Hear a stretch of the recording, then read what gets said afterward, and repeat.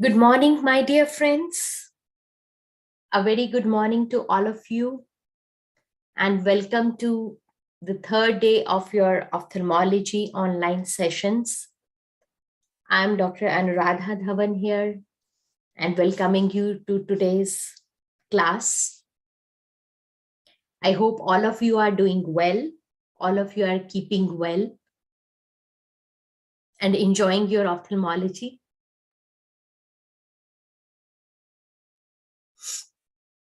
A very warm welcome to you, and let's start our day together. Okay. So, dear friends, I hope all of you are looking at the MCQs which I post related to the topics which we do. And I hope that must be giving you fair idea about how the questions come in the actual exam. And that gives you an idea how you should approach the subject, how should you approach the topic, how the question will come out from that topic. Okay, so please do look at the Telegram channel of Missed Telegram channel by me for regular practice of your MCQs. These days, I'm trying to post it according to the topics which we are discussing in our classes. Okay, right? Okay, so all of you are here with me with your workbooks, and be ready with your highlighters, with your pens, with your markers to mark the important points, high yield points as we go ahead. Yesterday, we started with the chapter of glaucoma. So everyone, please come to page number 113 of your workbook, chapter of glaucoma. I will just go through the topic which we did yesterday and then move ahead.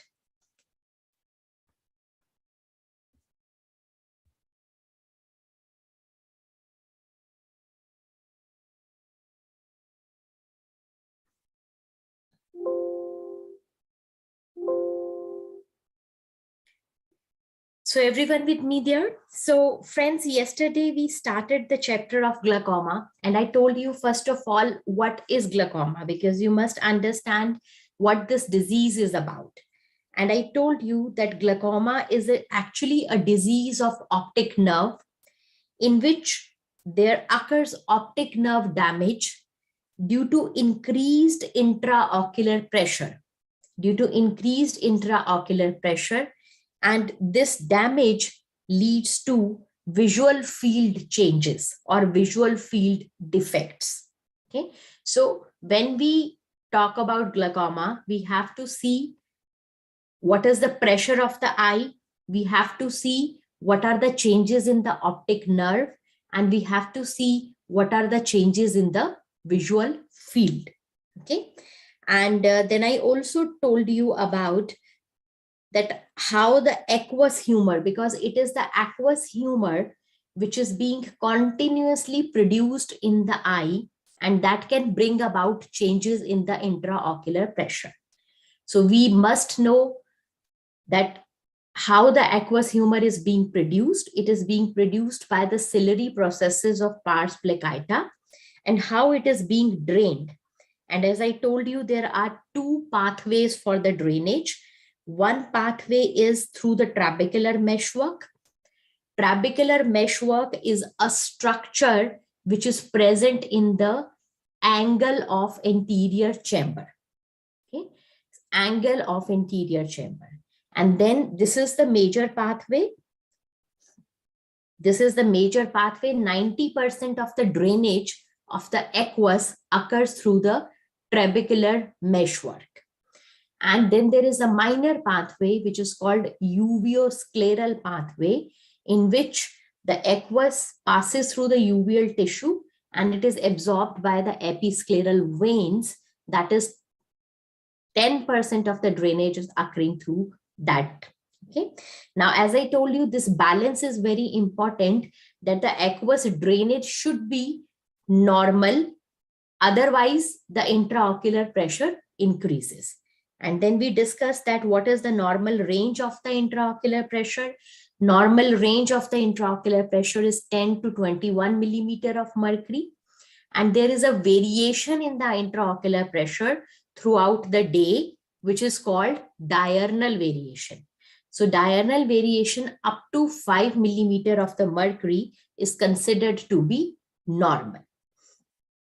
Then we were at very important part, that what are the investigations which we do in glaucoma. So investigations in glaucoma, they help us to know what type of glaucoma it is, and that also helps us to know what is the severity of glaucoma. Okay? That how much damage has already occurred and what is the progression of the disease. And we had already spoken about the first investigation, which is the measurement of intraocular pressure. The measurement of intraocular pressure is known as tonometry.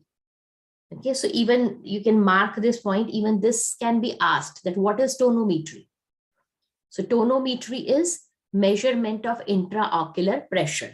So it is done by indirect method. The instruments are called tonometers. There are two main type of the tonometers: indentation tonometer. I told you the example of this Schiot's tonometer, and then applanation tonometer. The applanation tonometer, they work on the principle of Imbert-Fick law. Okay. Then we had spoken about this Schiot's indentation tonometer, that it has disadvantage of scleral rigidity. Okay. And then we also spoke about Goldman applanation tonometer. So have a look at this figure once more. I told you the image of Goldman applanation tonometer is an important image-based question. This method of measuring the intraocular pressure is the best method to measure intraocular pressure. Besides that, we also learned about that there are non-contact tonometers also, okay, in which you do not touch the eye, you are using air. You are using air from the instrument which touches the eye, and you can measure the intraocular pressure. And there are two examples, pulse air and eye care. Right? So now we are going to go ahead with another investigation in glaucoma, what is known as, please come to this heading, gonioscopy. The second test which we are going to do in glaucoma is known as gonioscopy. And the instruments which are used, they are called gonioscopes. Okay. So first of all, what is gonioscopy? Please write down. It is examination of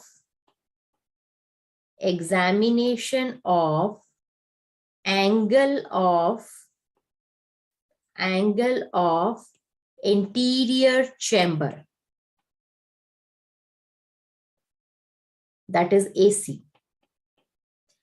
Examination of angle of anterior chamber is called gonioscopy, and the instrument which is used is called gonioscope. Okay, so if you see this figure here, beta, so here we have tried to show you the angle of anterior chamber. Okay, so this is your cornea. Okay?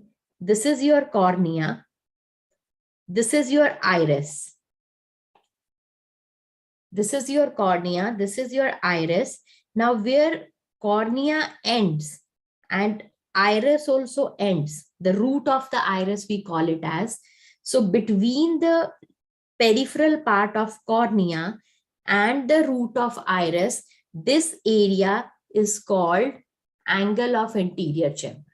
Okay, so it will be all around, because cornea is circular, iris is also circular. So this will be all around.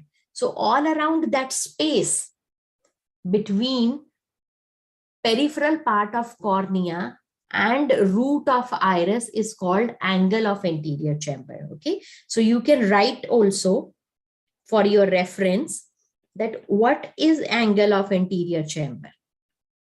Please write down what is angle of anterior chamber. It is the part between peripheral part of cornea,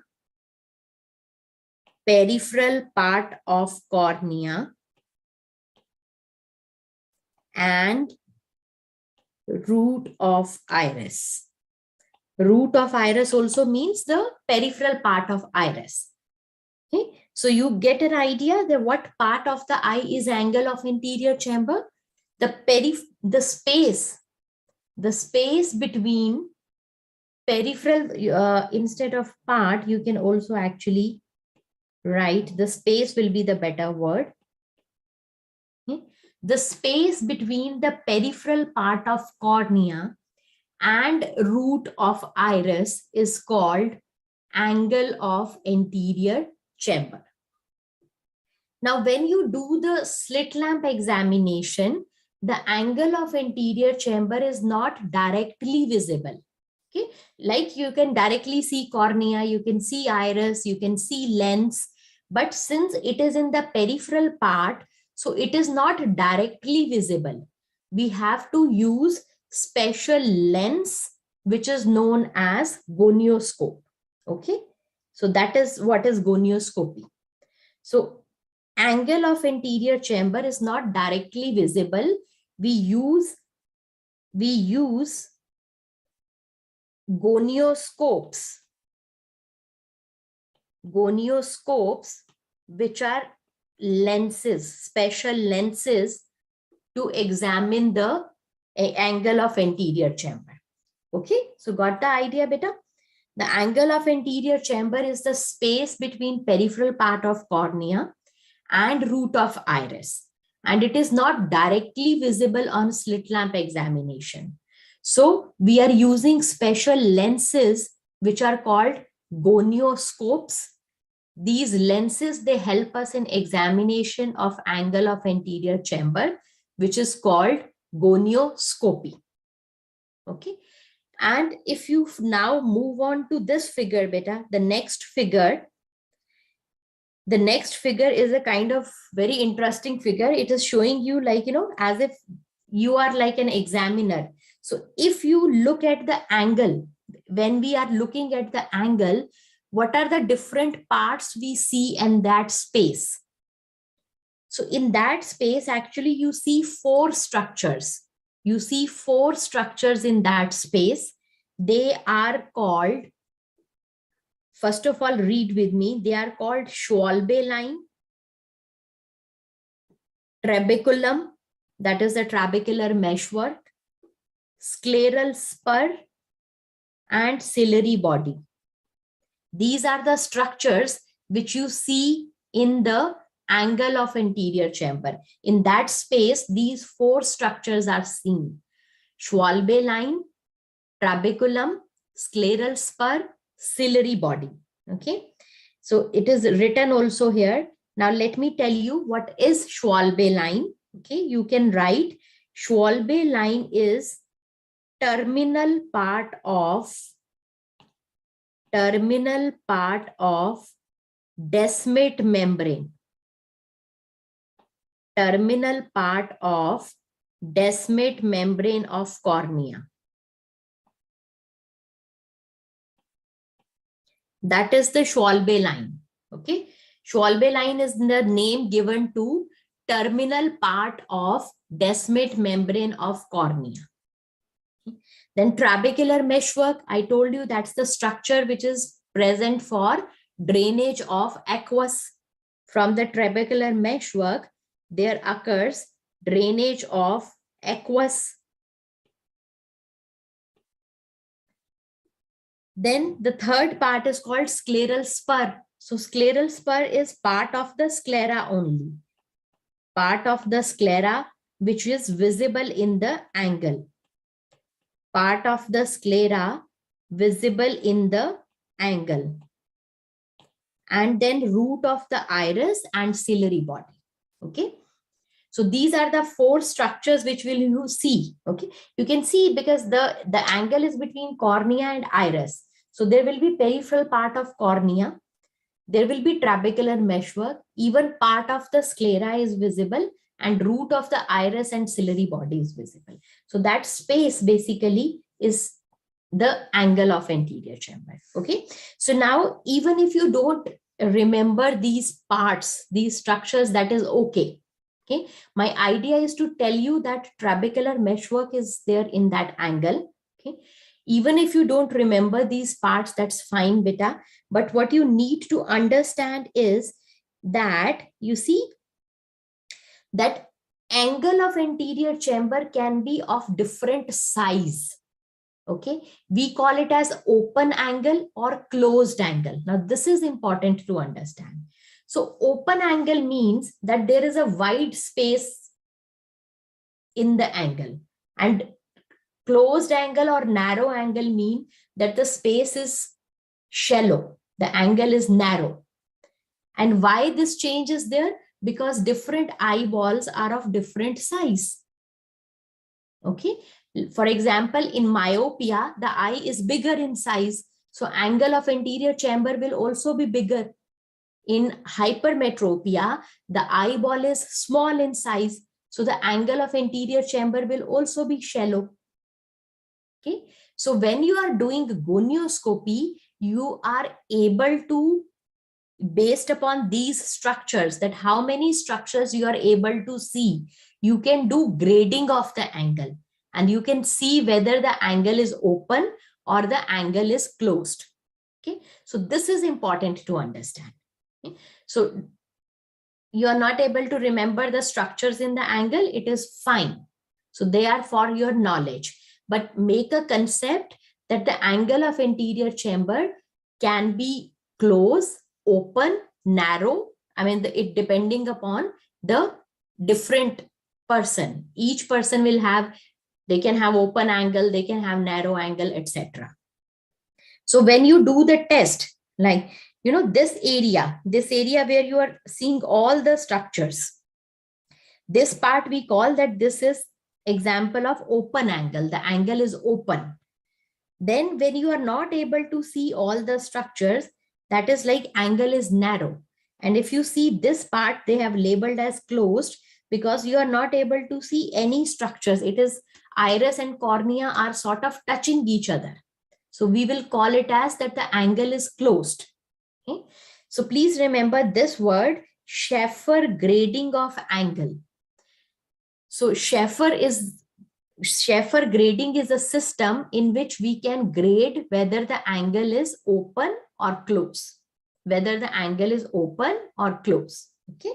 So now you can write here for your reference to remember. You can write here for your reference to remember.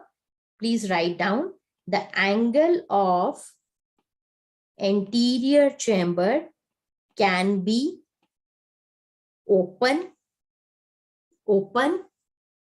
or closed. Okay. And even narrow also you can write, like, open, narrow, or closed. And this is done by we call it as Schaeffer grading. Schaeffer grading. So for example,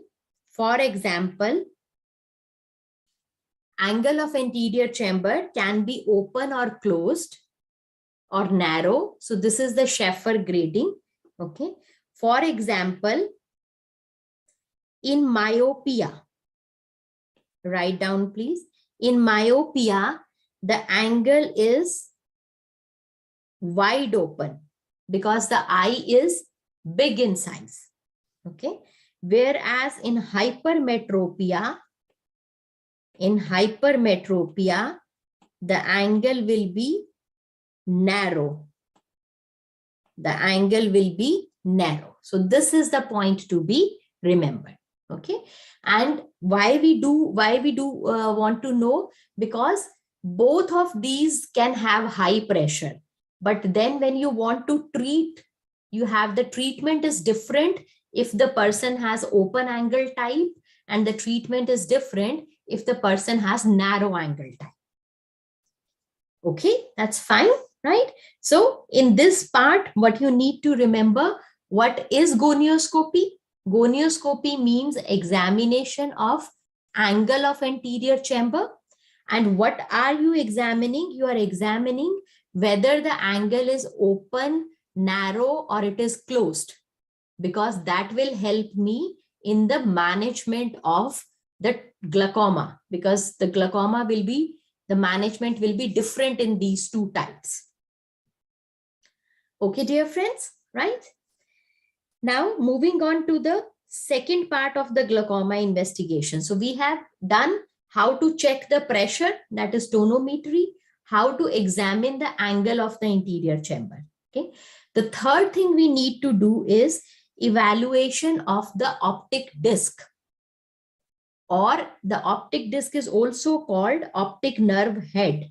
So we have to do evaluation of the optic disc. Okay. So first thing you should know that what is happening, why the optic nerve or optic disc is getting damaged. Okay. There are two theories that in glaucoma, they say. One is called as mechanical theory. Okay, one is called as mechanical theory. They say that increased intraocular pressure, because when the pressure is high, the ganglion cells of the retina, remember I told you ganglion cells are in the retina. When the pressure is high, due to high pressure, because ganglion cells are nerve cells, they die. So because of high pressure, there is death of the ganglion cells. Okay. One theory is this. The second theory is that in glaucoma, sometimes pressure is not that high, but there is low blood supply to the nerve cells. That is called perfusion or ischemic theory, due to low blood supply. So these are the two theories due to which there is death of the ganglion cells. So that is why the damage is occurring in glaucoma. So one, they say there is increased intraocular pressure, and then there is low blood supply due to, like, exact reason is not known for that, but both these factors, they lead to death of the ganglion cells. And when there is death of the ganglion cells, I told you the nerve fiber of the ganglion cells, they make the optic nerve.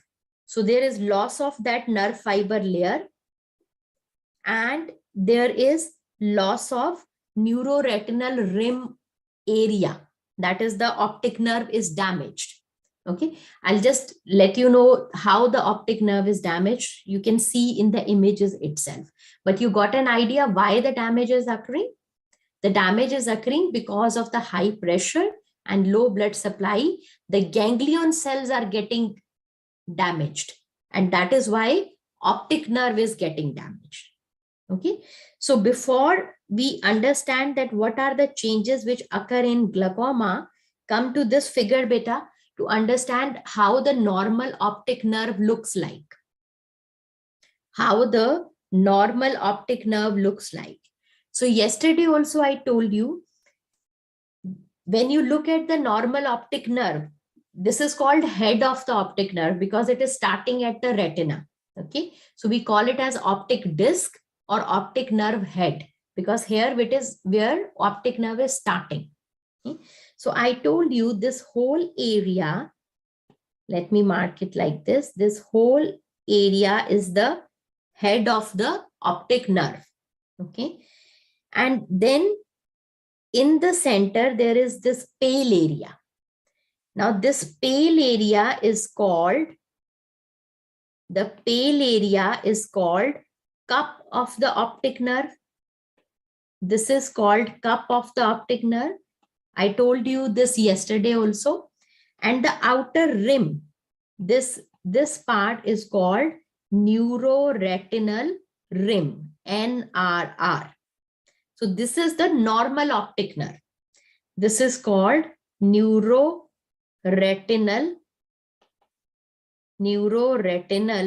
rim. The central part is empty. That is called cup because it has no nerve fibers. Okay, so please make this concept in your mind. The central part of the optic nerve has no nerve fibers and it is called cup of the optic nerve. And all around there is a rim which is called neuroretinal rim because it contains the nerve fibers. Okay, now this is the normal looking optic nerve. We can divide the neuroretinal rim into, this is the inferior part, inferior lower part. This is the superior part. This is the temporal part. And this is the nasal part. So optic nerve can be, you can divide it into 4 parts. Upper part, superior, inferior, lower, nasal part, temporal part. Okay, so if you notice here, the thickness of different part, it's little different. The inferior is more thick, then, superior is less thick, then nasal, temporal. There is slight difference in the thickness of the different parts, which is again normal. So keep this picture in your mind. This is your normal optic nerve. This is your normal optic nerve. Okay, bache? Now, as I told you, this ISNT isn't. Okay, isn't is a kind of mnemonic to understand that in normal eye, the inferior rim is thickest and temporal rim is thinnest. Okay, so if we divide the rim into inferior, superior, nasal, temporal, in the normal eye, there is, we call it as isn't rule. Isn't rule means the inferior rim is thickest and temporal rim is thinnest out of, all the 4 rims, which is the normal thing. And the normal cup disc ratio we call that, how much is the cup size, how much is the rest of the total nerve size. That is called cup disc ratio. The normal cup disc ratio is, the whole range is 0.3 to 0.5. Okay, so this is important to know. You can mark it as an important. The normal cup disc ratio in the optic nerve is 0.3 to 0.5 normally. Now, in glaucoma, these normal parameters, they change because there is optic nerve damage. In glaucoma, these normal parameters change because there is optic nerve damage. So what happens in glaucoma? This isn't rule is violated because the nerve is getting damaged. The inferior rim does not appear thicker.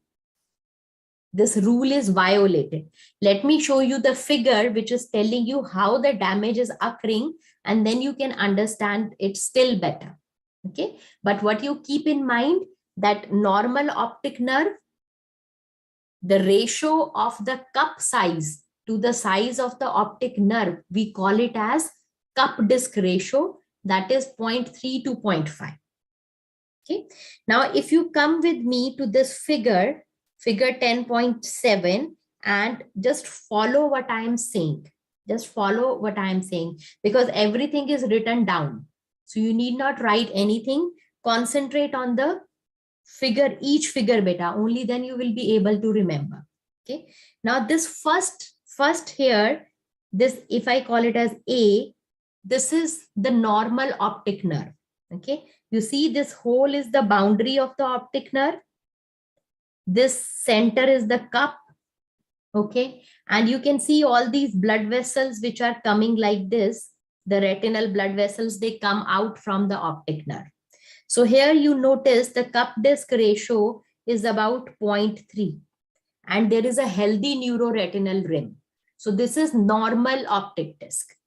The figure A is normal. This is normal. Okay.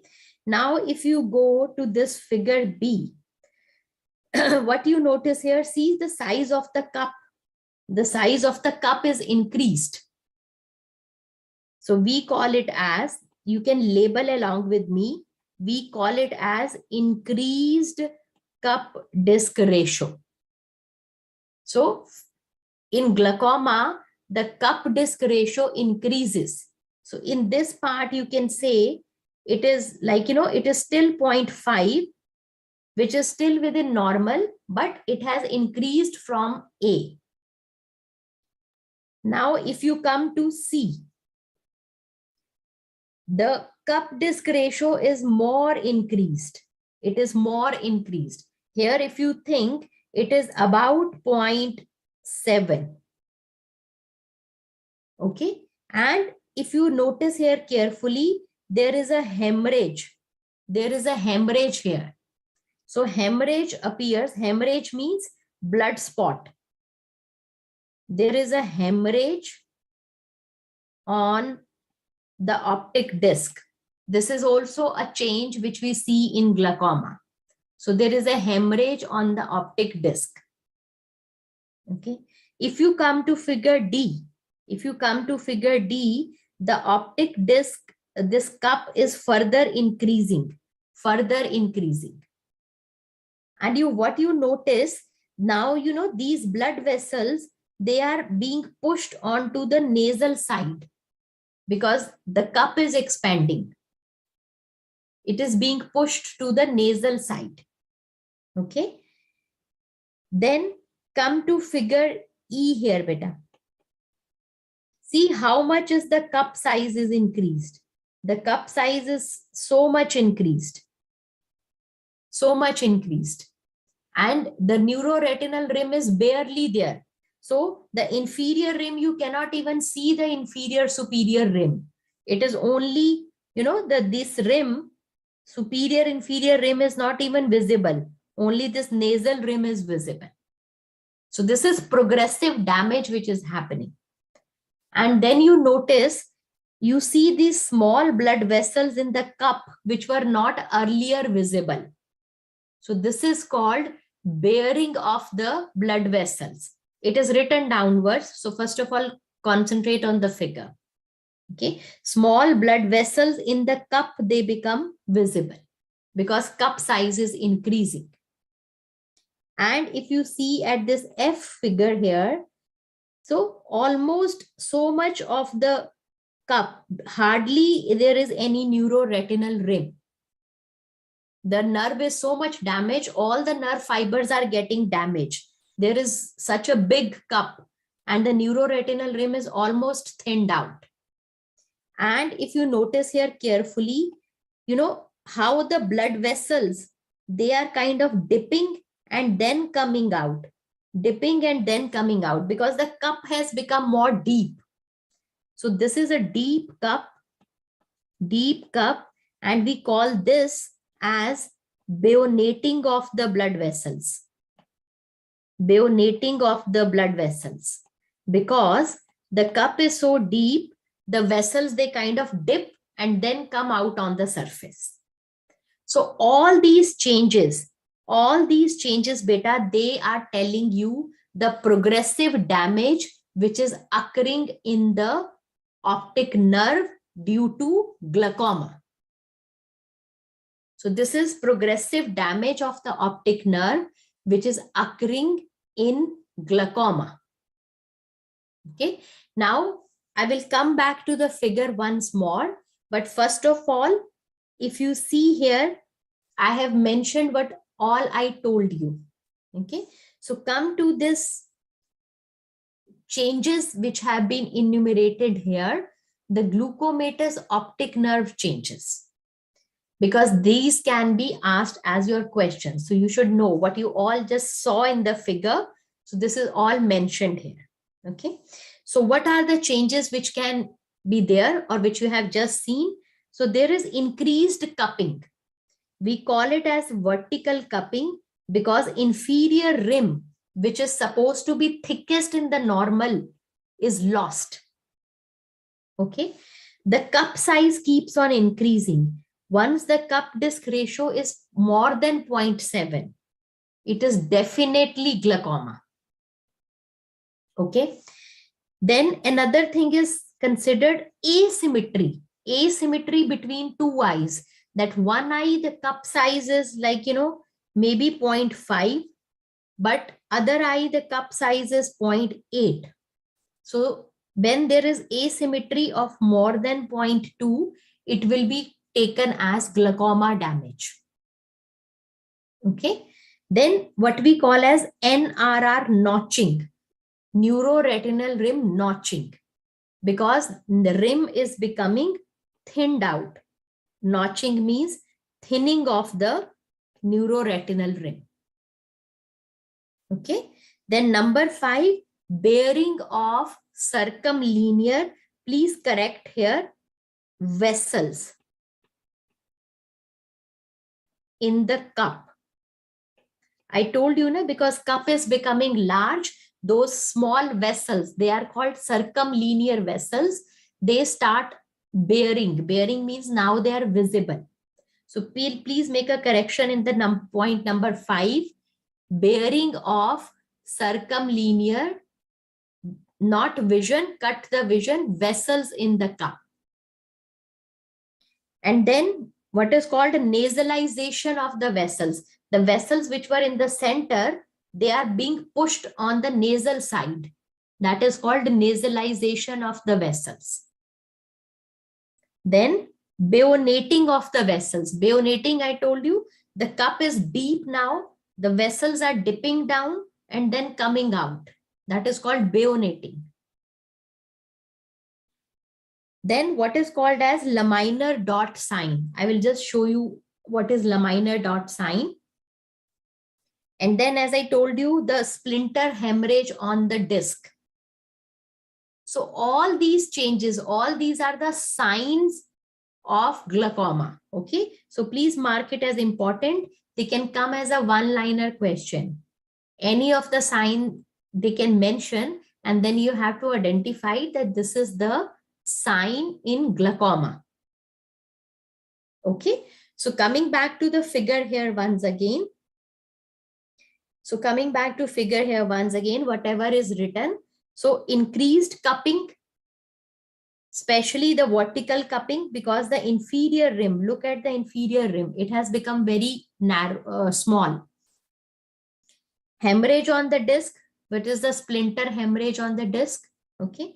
Nasalization of the vessels. In D, you can write nasalization of vessels. Nasalization of vessels means, here these vessels are almost in the center, and here they are now pushed on the nasal side because cup is increasing. So nasalization of the vessels. Then the bearing of the circumlinear vessels. In E, actually, it is demarcating bearing of circumlinear vessels. Because these small vessels, if you see here, what I marked with the black here is actually, you can mark with red also. These small blood vessels which were in the cup, they are now visible because the cup is increasing. Okay. And then here I already told you the bayoneting of the vessels. The vessels are dipping and then coming on the surface. That is called bayoneting. And if you see here clearly, these dot kind of thing which you are seeing in the cup, like, these dots, this is called laminar dot sign. This is called laminar dot sign. This is again because of the increased cup size. Laminar dot sign, because of the increased cup size. Okay. So in this figure, whatever is written down, so everything is being shown there. And all of these are signs of optic nerve damage. Okay? So in every glaucoma patient, or to diagnose glaucoma, if you see these signs on the optic nerve, then you know that it is a case of glaucoma. It is a case of glaucoma. Okay, dear friends. So you can revise these signs and you must remember these signs. Okay, beta? Right. So again, there are two more figures here which tell you, you can judge here, have a look here. See how the cup is there. This is showing the vertical kind of cupping. The inferior rim is lost. So that is like, the notching which I was calling, the neuroretinal rim notch or thinning. Again, it is showing another figure to show you that. Right? In this figure, what do you notice? You notice a hemorrhage on the disc. In this figure, you can notice this hemorrhage on the disc. So again, this is to show you these signs only. Okay, so these figures are so that you know how these changes, they look like, and you remember the name of these changes. Okay, beta? Right? Okay, so we have checked pressure, we have checked angle of anterior chamber, we have checked what changes they can be seen on the optic nerve. Now the last thing is, because whenever there is damage to optic nerve beta, there will be visual field defects, because when the optic nerve is getting damaged, the fibers of the optic nerve are getting damaged, the vision is going to get affected. So that will be in the form of visual field defects. So we have noticed there are specific changes which are occurring in the optic nerve. So it means there are specific type of visual field defect which will be visible in glaucoma. So there are certain characteristic visual field defects which we are going to learn now. So come to the next part, field defects in glaucoma. So there are typical field defects in glaucoma which we should know and remember. Okay. So here in glaucoma beta, the field defects, they occur in the central area. Okay. The field defects, they occur in the central area. And if you see here, come to this figure, figure 10.9. What do I mean by central area? So remember, I told you that every visual field, we can divide it into 4 quadrants, right? So this is the central area, the centralmost point, the fixation point, and then temporally is your blind spot. Now around this central point, the 25 to 30 degree area, 25 to 30 degree area is called Jerum's area. Okay, this is given the name. Jerum is a scientist who basically kind of worked upon the field defects in glaucoma. Okay, and he found that the field defects in glaucoma, they occur in this much area of the visual field, and that area is called Jerum's area. And what are the dimensions of Jerum's area? It is about central 25 to 30 degree around the fixation point. So all the field defects, they will be seen in this area. Okay, because otherwise the field, like temporal field, is 100 degree from the center. So you don't see defects there. The glaucoma field defects, they start in Jerum's area, that is central 25 to 30 degree. Okay. And what are the defects? First of all, let's go to the next figure, and then you can look at the names of all the defects. Okay. Now this figure is again telling you how the visual field defects, they progressively increase. How they progressively increase. Okay. So start from the left side, beta, left upper side. Come here, follow me here. So you look here. So this is your central point. This is your central point. Okay. And this is the 10-degree area, 20-degree area, 30-degree area. Okay. So the field is marked like this. So the first thing is what is called constriction of the visual field. Constriction of the visual field. And it is also given the name bearing of the blind spot. Now, what do we mean by this? This is for your understanding. You can remember the name. The field defect is constriction of the visual field or bearing of the blind spot. Means what is happening, like, normally the visual field should be till this. The whole thing should be the normal visual field. But what is happening in this patient? What is happening in this patient? The field is becoming restricted. The field is becoming restricted. That blind spot is now outside the field. The field has become restricted. The blind spot is outside now. That is called bearing of the blind spot. The field is becoming concentrated on the center. The rest of the field is getting lost. So this is called localized constriction. Okay. Come to the second figure here.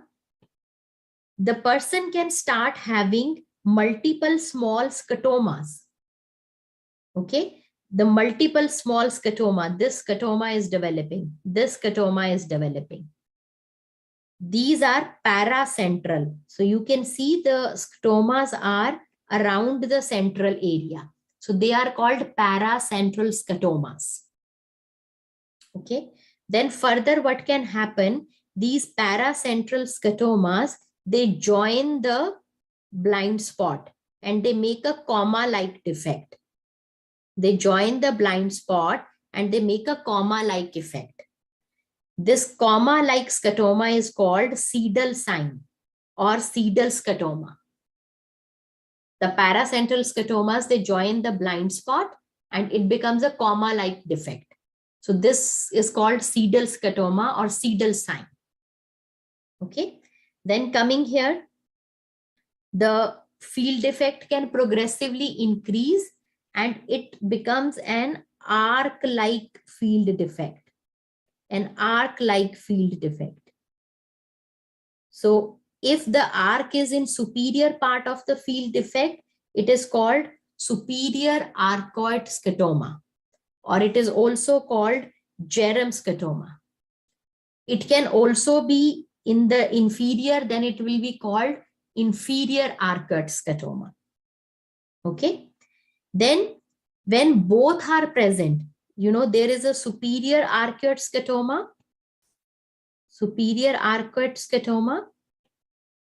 and also inferior arcuate scotoma.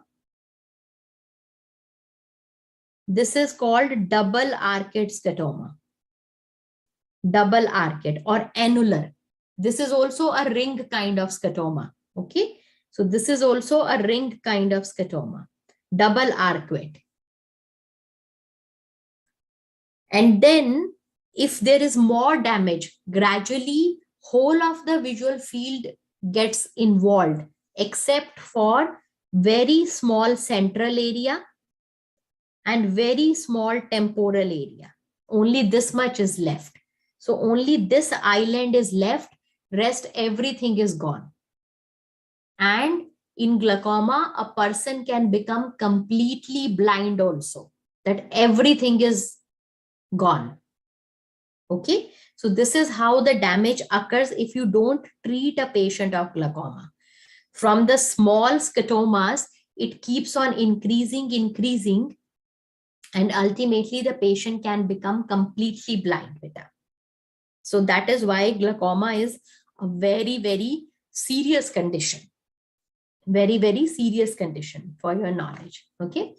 Then another characteristic feature is noted, what we call as René's nasal step. René's nasal step. So what is this Rene's nasal step? Please remember the name. I'm going to make you understand what is Rene nasal step. Now in glaucoma, they say, so come to this figure 5 here, that when there is a defect in the upper field and in the lower field also, when the defect is coming in both the fields, there is always a kind of, step here. It is not aligned. See, this upper field is stopping here. The lower field is going till here. The upper field is defect is stopping here. So there is a step formation. Okay. So upper field defect and lower field defect, they are not absolutely aligned. There is a step formation. So this is called Rene's nasal step. Okay. So this much explanation is fine because we don't really need to go into detail. Details are endless. So I gave you an idea that what is nasal step. So Rene's nasal step, remember this word in relation to glaucoma, because that is characteristic of glaucoma. Okay. So now if you come down, beta, if you come down, or here actually, up actually. So all these field defects, they start and they can progressively increase. Okay. From exam point of view, they can ask you what is the first change?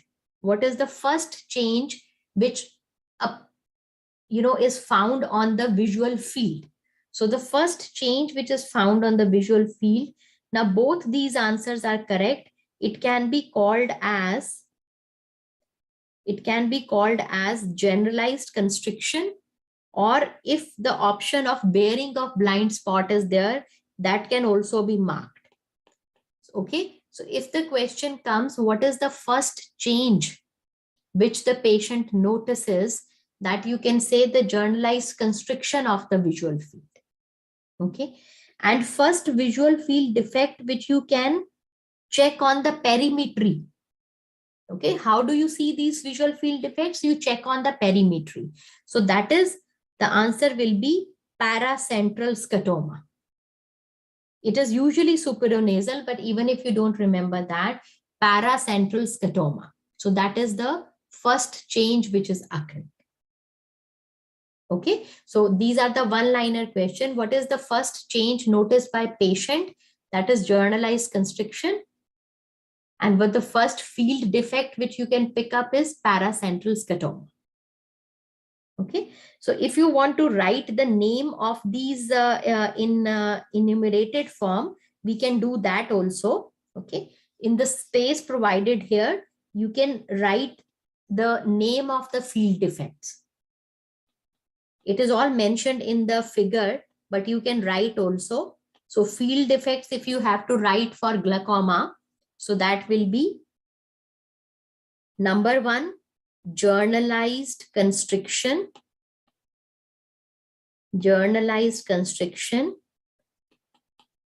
which is also causing bearing of blind spot. Okay. So same thing which is mentioned in the figure, I'm just enumerating here, beta. So you can also write generalized constriction or bearing of blind spot. Second, paracentral scotoma.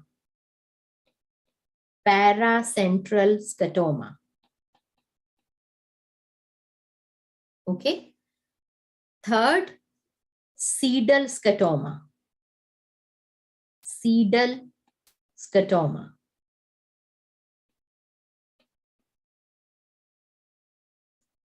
Paracentral scotoma, sedal scotoma. Fourth, Jerem's arcuate scotoma.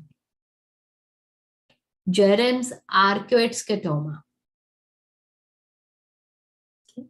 Fifth, double arcuate scotoma.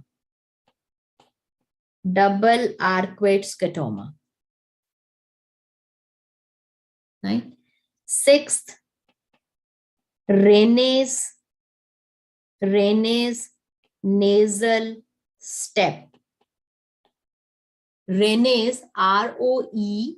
It is written also in the workbook. Rene's nasal step. And last is loss of entire field. Loss of entire field except central and temporal island. Island means very small area is left. Okay. In the last stages, there will be loss of entire field except central and temporal island. So we have enumerated them for quick revision because all these, they can be asked in your exam beta.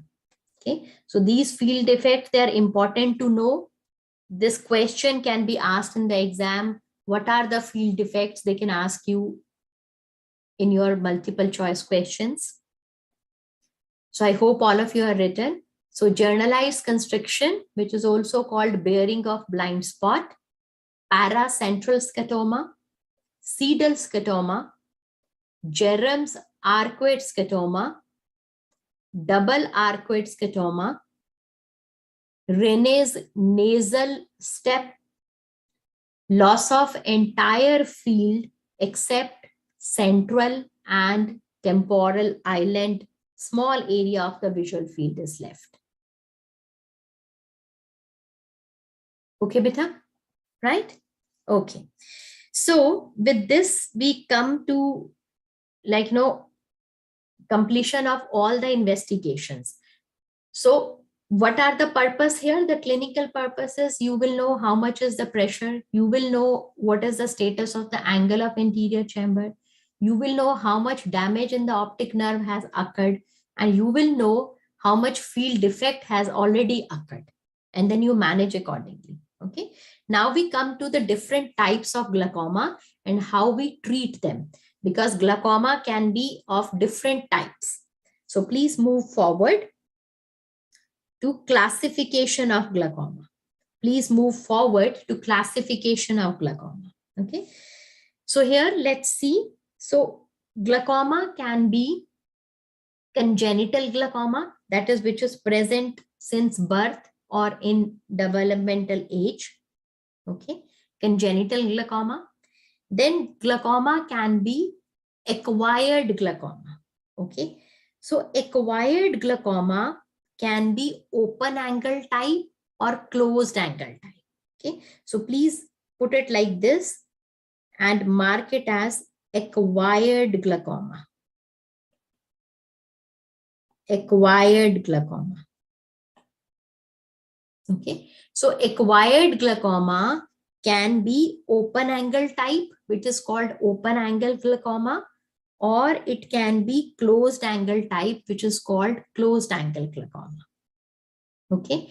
Then another way to classify it, primary or secondary. Primary or secondary type. Primary means in which there is no other cause. No other cause. Primary diseases are which are like, disease in itself. There is no other related cause.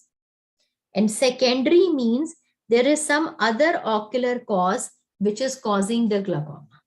Okay. So it is more of the classification or how we kind of categorize glaucoma into different groups. So one can be congenital glaucoma, that is which is present since birth or in early childhood. Then acquired glaucoma can be open angle type or closed angle type. Then glaucoma can also be categorized as primary, that is there is no other cause associated, or it is due to some other secondary ocular disease, then it will be secondary. So these are the different categories for your knowledge. Okay. Now let's go through some important types of glaucoma. And first of all, you come to congenital glaucoma. Now, this is very important exam topic, beta, very high yield. Many a times the question will come on congenital glaucoma. So please mark it. Many times the question will come on congenital glaucoma. Please mark it. So congenital glaucoma means the glaucoma which is present during birth or during the early age. Okay. So it is autosomal recessive in inheritance. Why the glaucoma occurs? What is the reason? So there is developmental anomaly of angle of anterior chamber. Okay. So one thing, beta, I want to tell you in the beginning itself, in every kind of glaucoma, there will be some problem in the drainage of the aqueous humor. That I told you in the beginning of the chapter, that whenever there is problem with drainage of aqueous humor, there will be glaucoma. Now, this problem in drainage can be due to different reasons. Now, in congenital glaucoma, the problem is the angle of the anterior chamber is not properly developed. Means there is what they call as trabecular dysgenesis. Means trabecular meshwork is not properly developed. Trabecular meshwork, which causes the drainage, is underdeveloped or not properly developed. That is called trabecular dysgenesis. So that is the reason. So now you can understand clearly, the trabecular meshwork is not properly developed. The aqueous humor cannot drain normally. So there is high pressure. There is high pressure. Okay. Got the point, bache? Right? Now congenital glaucoma is called as number one, true congenital glaucoma when it is present at birth. It is called infantile glaucoma when it appears by 3 years of age. Okay. And juvenile glaucoma when it presents after 3 years of age up till adolescence. Okay. So as I told you, the congenital glaucoma can occur at birth or in the early age. The appearance, the changes. So when it appears at birth, we call it as true congenital glaucoma. When it appears by 3 years of the age till 3 years, it is called infantile glaucoma. And if it presents after 3 years till adolescence, it is called juvenile glaucoma. Okay. So when it presents as true congenital glaucoma, so usually this is the picture. This is the picture. Now this is important image question also. And the different signs and features of congenital glaucoma, they are the important question. Okay. So how the child will present. So symptoms are, make a heading here, beta, symptoms are, there are 3 main symptoms: blepharospasm, photophobia, lacrimation. Okay. So understand it. What is this? Blepharospasm means squeezing of the eyelids. Blepharospasm means squeezing of the eyelids. Photophobia, we already know, disliking of bright light. And lacrimation means watering. So these are 3 classical symptoms of congenital glaucoma. Okay. So this is also important point. 3 classical symptoms of congenital glaucoma are blepharospasm, photophobia, lacrimation. Blepharospasm means squeezing of the eyelid. The child will keep the eyelids tightly squeezed. Photophobia means the child does not like the bright light. So that is why it squeezes the eyelids. And lacrimation means watering. Okay, so you can remember it by the mnemonic BPL. BPL. So this is important mnemonic to remember the symptoms of congenital glaucoma. Okay, when these three things are present in a child, like, parents, they will get to know there is a small baby that will be brought to you, that they will say the child keeps the eye squeezed, the child does not open the eye during the bright light, and there is watering. So these three things, they should kind of ring a bell in your mind that the child may be having congenital glaucoma. And what are the typical signs? As you can see, there are typical signs, because eye pressure is very high in these babies and the eyeball is in the stage of development. So due to high pressure, the eyeball becomes big in size. Due to high pressure, because the glaucoma may start even during when the child is in the embryonic stage. So when the eyeball is developing due to high pressure, it keeps on increasing in size. So there are large eyeballs, and these large eyeballs, they are called buophthalmos.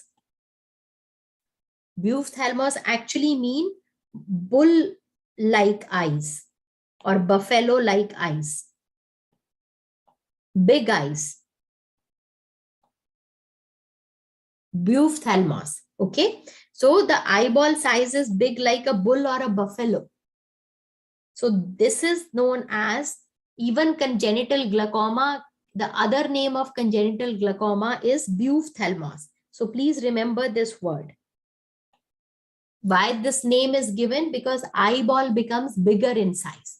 Okay, so this is how this can come as a clinical case scenario also, beta. Okay, and this has come in the past exam. What will be the question like? 6 months old baby is brought by the parents with complaints because they have noticed, of course, the child is not going to complain. They have noticed squeezing of the eyelids, photophobia, and watering. And on examination, large sized eyeballs are seen. Okay, or on an examination, they might give you this image. This is the image which is seen. What is your diagnosis? So answer will be congenital glaucoma, or other name of congenital glaucoma is buophthalmos. Buophthalmos. Okay, right? Now, if you will examine this child for complete examination under anesthesia, what are the signs you will look? So here you can see there are large sized eyeball, but when you do proper examination, what are the signs you will notice? Okay, you can notice that since the eyeball is big, the cornea will also be big. It is megalocornea. So large cornea, more than equal to 13 millimeter. Now, because cornea is enlarged, there are seen breaks in the descemet membrane. Descemet membrane is a layer of cornea. So breaks in the descemet membrane. So this is called a Hab stria. So again, Hab stria are seen, which are breaks in the descemet membrane. These are horizontal stria. Okay, so this can be one-liner question. Hab stria. So we learned about one more stria. Remember, Vogue stria. So Vogue stria were the vertical folds in keratoconus. So this is the second stria which you are learning, that is Hab stria. They are found in buophthalmos. Okay. Then you will notice that the cornea may be clear or it may be hazy, like ground glass appearance.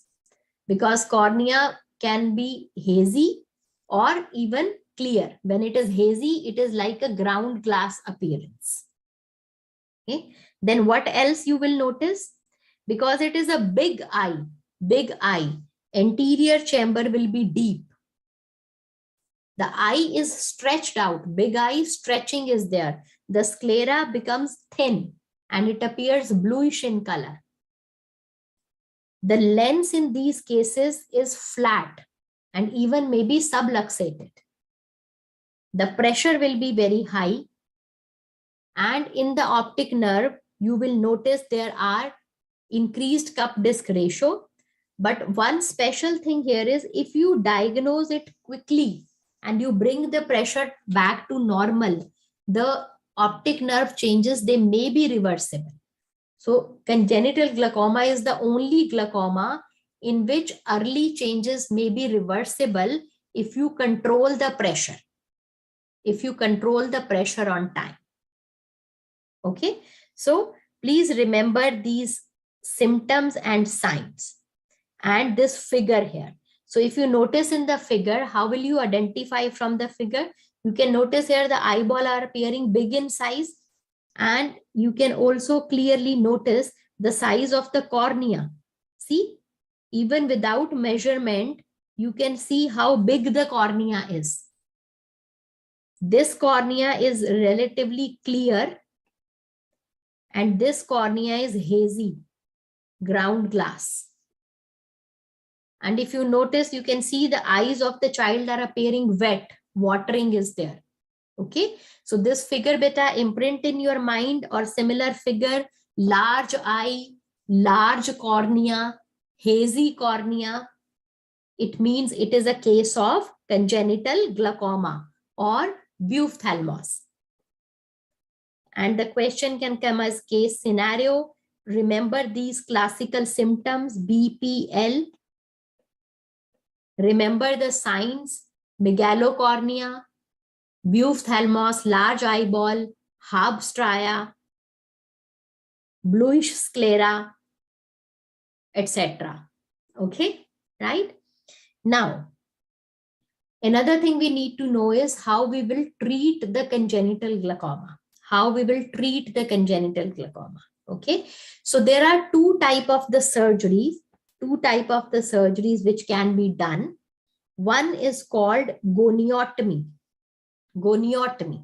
Okay, and second is called trabeculotomy. So this is also important. They can ask you as a question, what are the two surgeries for congenital glaucoma? One is goniotomy, another is called trabeculotomy. Now in goniotomy, there is, in the angle, they say there is a membrane which is there, which is not letting the aqueous drain. So you make a cut in the membrane. That is called goniotomy. A cut in membrane of trabecular meshwork is made. This is just for your knowledge. They are not actually going to ask this, but if you want to know, you can write it. That in goniotomy, we cut a membrane of the trabecular meshwork so that the drainage of the aqueous is there. Okay. Point to be remembered is that goniotomy is possible only if the cornea is clear. This is important point. That this surgery can be done only in the cases which have clear cornea. And trabeculotomy is the second type of surgery which can be done even when the cornea is hazy, right? So whether the cornea is clear or hazy, no problem, trabeculotomy can be done. And trabeculotomy is considered to be surgery of choice. So it will be surgery of choice. So this question can be asked, okay? So if there is what is the surgery of choice for congenital glaucoma, it will be trabeculotomy, because it can be done in hazy cornea also.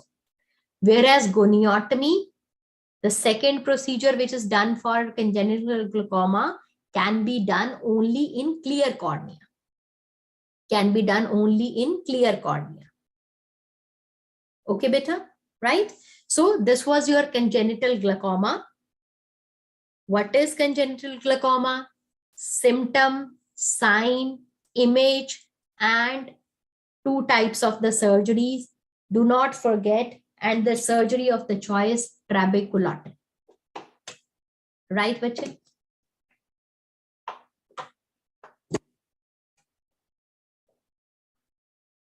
So now we come to the acquired glaucomas. So in acquired glaucoma, we are going to discuss primary glaucomas first. Okay, primary glaucoma. So primary glaucoma means when there is no other disease process or ocular disease which is causing the problem. Okay, now as I told you, glaucoma can be of open angle or closed angle. So what type we are going to discuss now is called primary open angle glaucoma. Primary open angle glaucoma.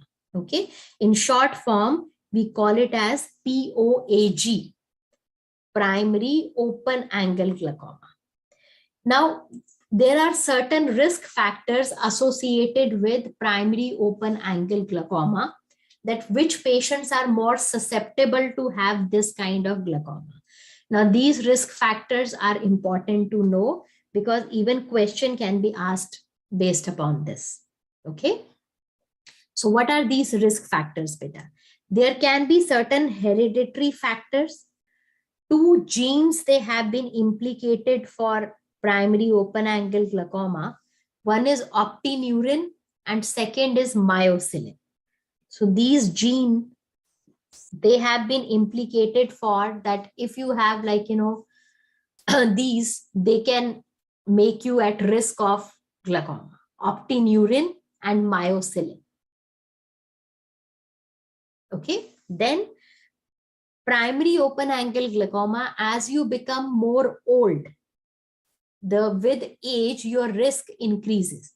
Like a 40-year-old person is at less risk, a 50-year-old person is more at risk because of the age.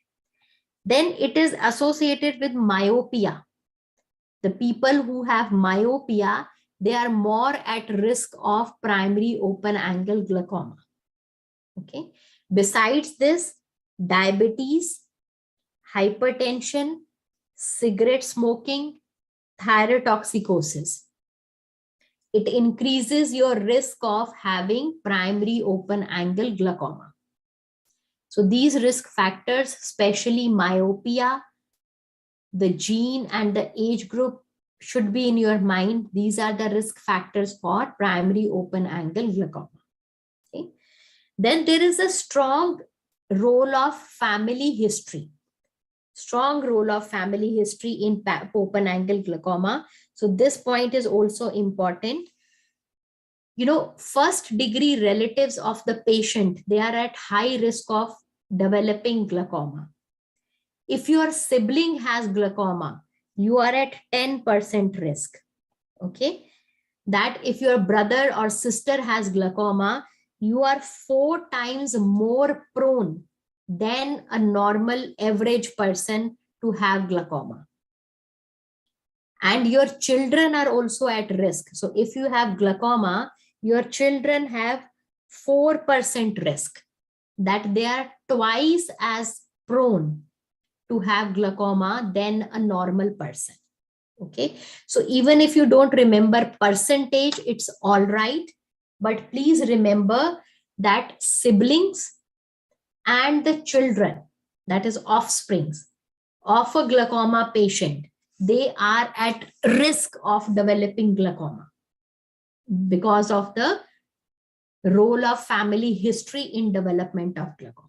Okay, so that is why in real world, in clinical practice, if you diagnose a person as glaucoma, you always suggest their siblings, their brother, sister, to also go for a normal checkup to diagnose whether they have glaucoma or not. Okay, so please remember, sibling and offsprings, they are at risk. Okay, now bache, going forward, how a glaucoma patient will present to you, what will be the clinical features? Now here one very important thing is patient may be asymptomatic. In the early stages, there may be a high pressure, but still the optic nerve damage is not that much, and patient does not even know that the patient has high pressure. So patient may be asymptomatic. Or second presentation can be the change of presbyopic glasses. So it has been seen that a patient who has glaucoma, his near glasses, remember yesterday we talked about presbyopia, his near glasses, they keep on changing frequently. So this has been seen. So these are the two features with which the patient can come. The patient may say, oh, I got my new glasses 4 months back and again they are changing. So then you should suspect glaucoma. Okay. So what you will see on the examination. So on examination, you might find that the pressure is increased, and very important, it may be even normal. In 10% cases, the pressure may be normal, but there can be high diurnal variation.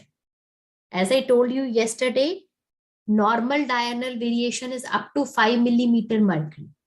If it is between 5 to 8, it is borderline case. But if a patient shows more than 8 millimeter variation, then it is diagnosed as glaucoma. So what is 8 millimeter variation? That in the morning, supposedly at 9 o'clock, you checked the pressure was 11. And at 4 p.m., you checked the pressure was 20. Now, both these are normal pressure, but what is the difference? 9 millimeter of mercury. So this is glaucoma. When there is so much fluctuation, when the fluctuation is more than 8 millimeter, it means it is glaucoma, even though the pressure is normal in range. Okay, got my point, Peter? Then, since it is open angle glaucoma, so on examination, you will notice the angles are open, but anterior chamber is also deep. So there is no problem with the angle. And if you check the optic nerve, there will be changes. Already I told you what kind of changes you can find. And when you check the visual field, there will be positive changes. So this makes you diagnose a person as having primary open angle glaucoma. Okay, the pressure will be more, diurnal variation will be more, optic nerve changes will be there, visual field changes will be there, but angles will be open. Angles will be open. Okay, so you can ask that if angles are open, then why there is high pressure? Okay, so you can write here among the risk factor that what is pathogenesis? What is pathogenesis? Why there is high pressure in primary open angle glaucoma? We call it as that again the problem is in trabecular meshwork. It is called trabecular meshwork sclerosis, which is hindering the aqueous drainage.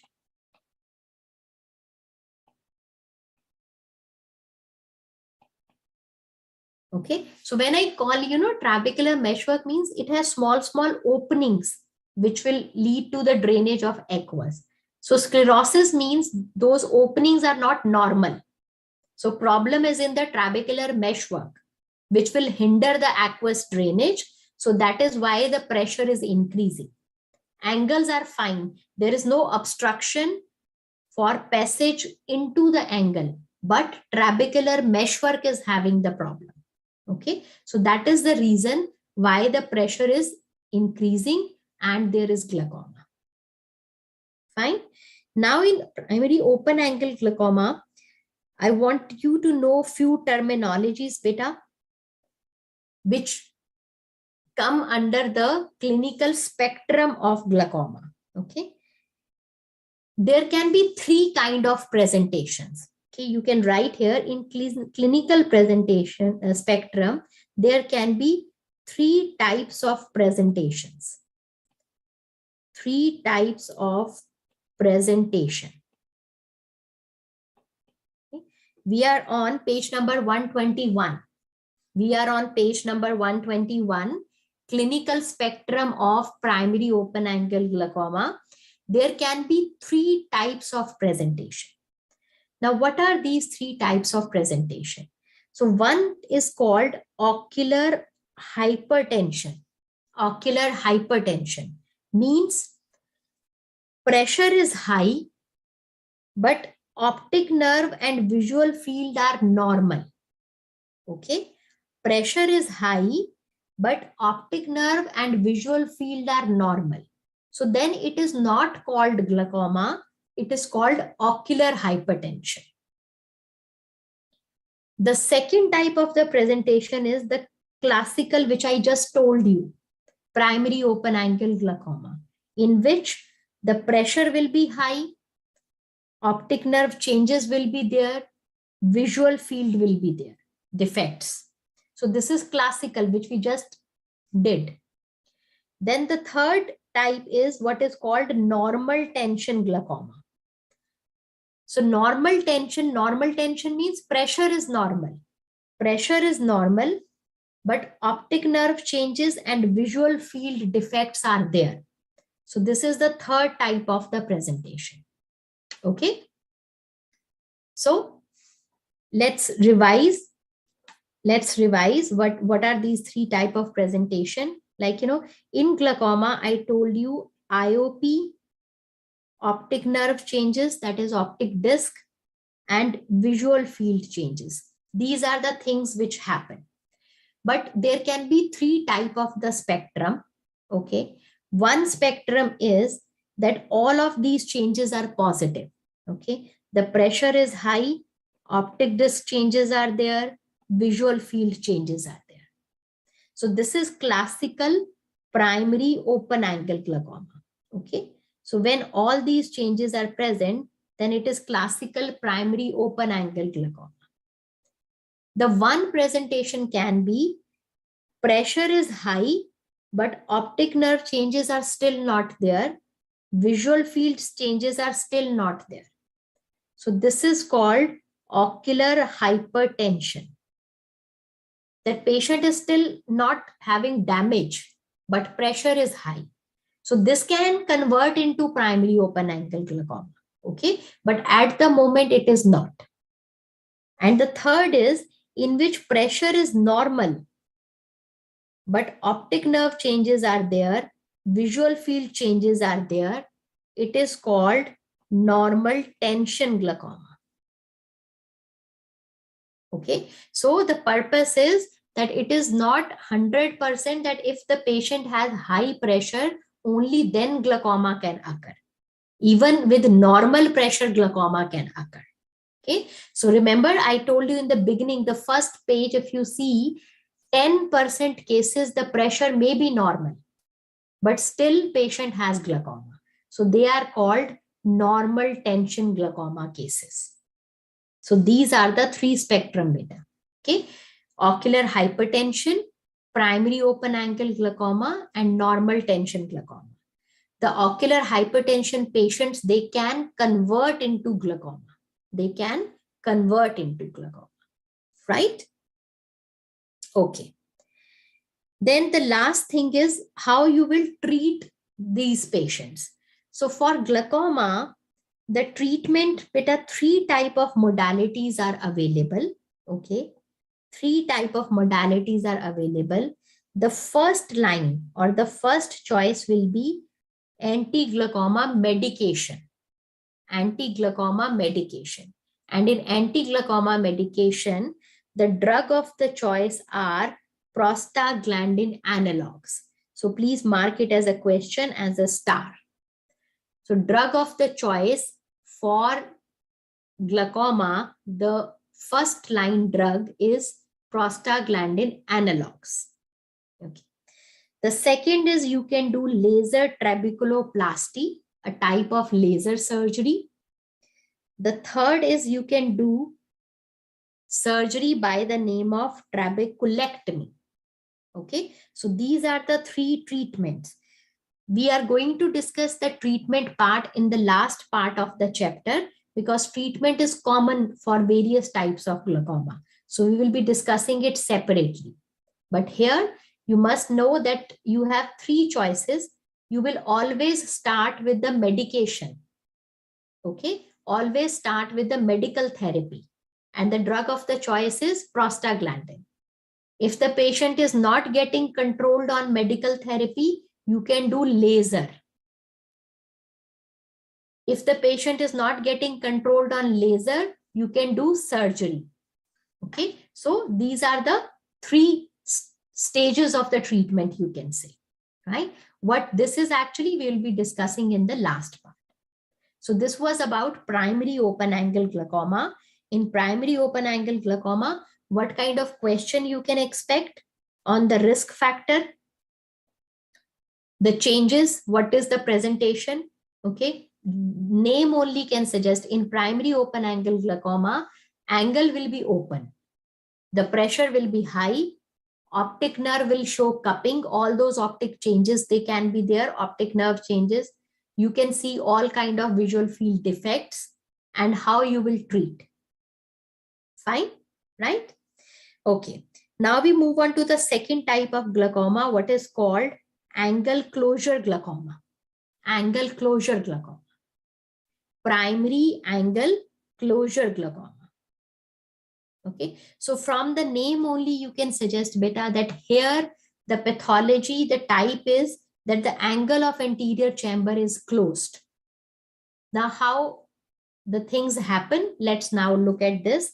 So what are the risk factors for primary angle closure glaucoma? Again, even for this, the risk increases with age.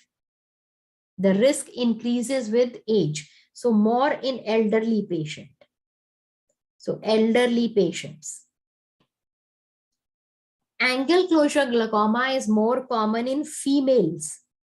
In females. More common in the people who have hypermetropia, small eye, shallow anterior chamber, more risk of close angle. Or even if patient is not hypermetropic, sometimes the small eye size ball can be there. So all those patients are at high risk of angle closure glaucoma. Okay. Then what will be the sign you will see in these patients? These patients will have decreased corneal diameter because small eye, the corneal diameter will be small. And iris in these patients is flat. It is called plateau iris. So iris is flat. The flat iris leads to, again, angle closure. So these are the risk factors. So patients with small eye, patient with decreased corneal diameter, patients with flat iris, hypermetropia people, females, they are more at risk of angle closure glaucoma. What will be the clinical features? The clinical features, again, the patient can be asymptomatic. You know, asymptomatic because in the early stages, the pressure may not be very high and patient is not having any problem. But in angle closure glaucoma, the patient can come with history of, now this is important beta, the patient can come with the history of episodes of headache, decreased vision, colored halos. Remember, yesterday I told you about colored halos and I told you about 3 differential diagnoses of colored halos. One was cortical cataract, one was angle closure glaucoma, and one was mucopurulent conjunctivitis. Now, why the patient will have episodes? Because what happens in angle closure glaucoma, under certain conditions, the pressure becomes very high. The pressure becomes very high. So when the patient has very high pressure, the patient will feel headache, the vision will go down, and the patient will have colored halos, right? So these episodes of these features is occurring because of very high intraocular pressure. But it is not that the pressure is remaining high all the time.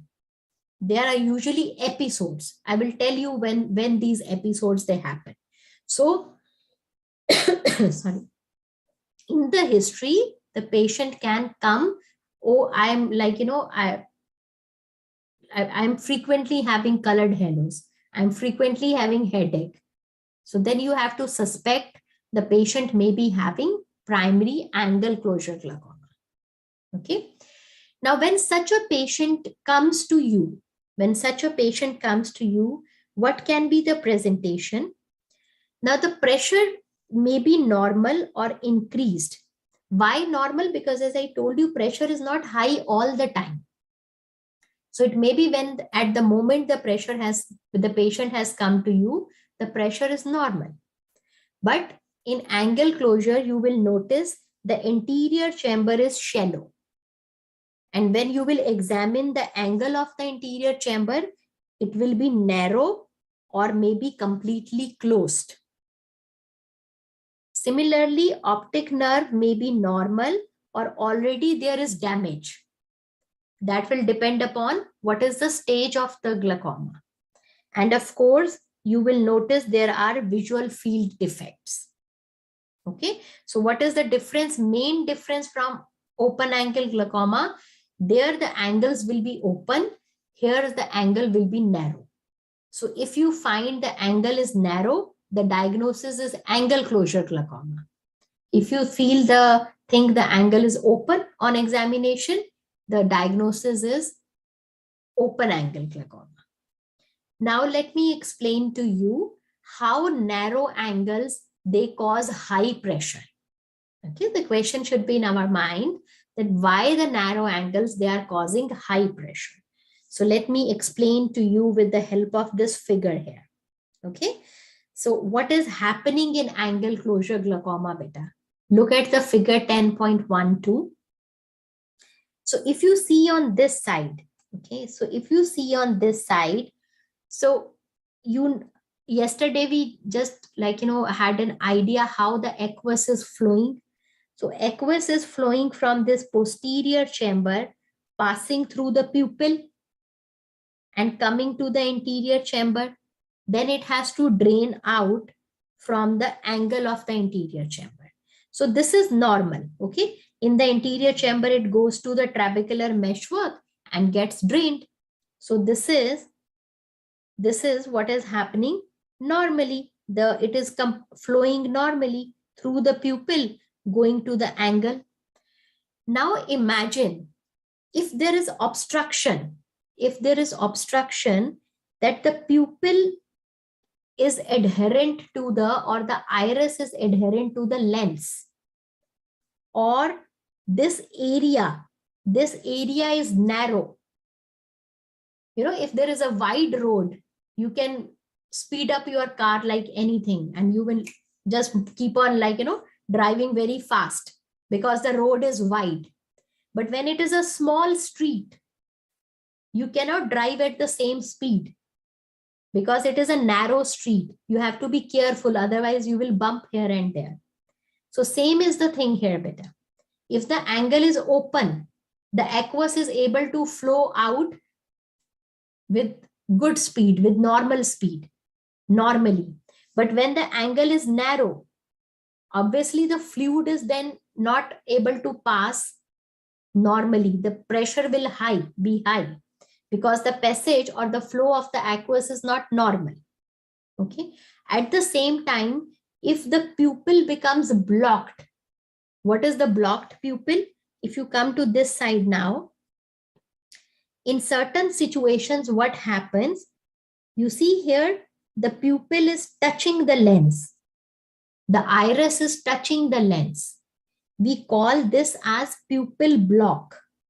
This is called pupil block. When it happens, I will just tell you. But what happens when the things are like this?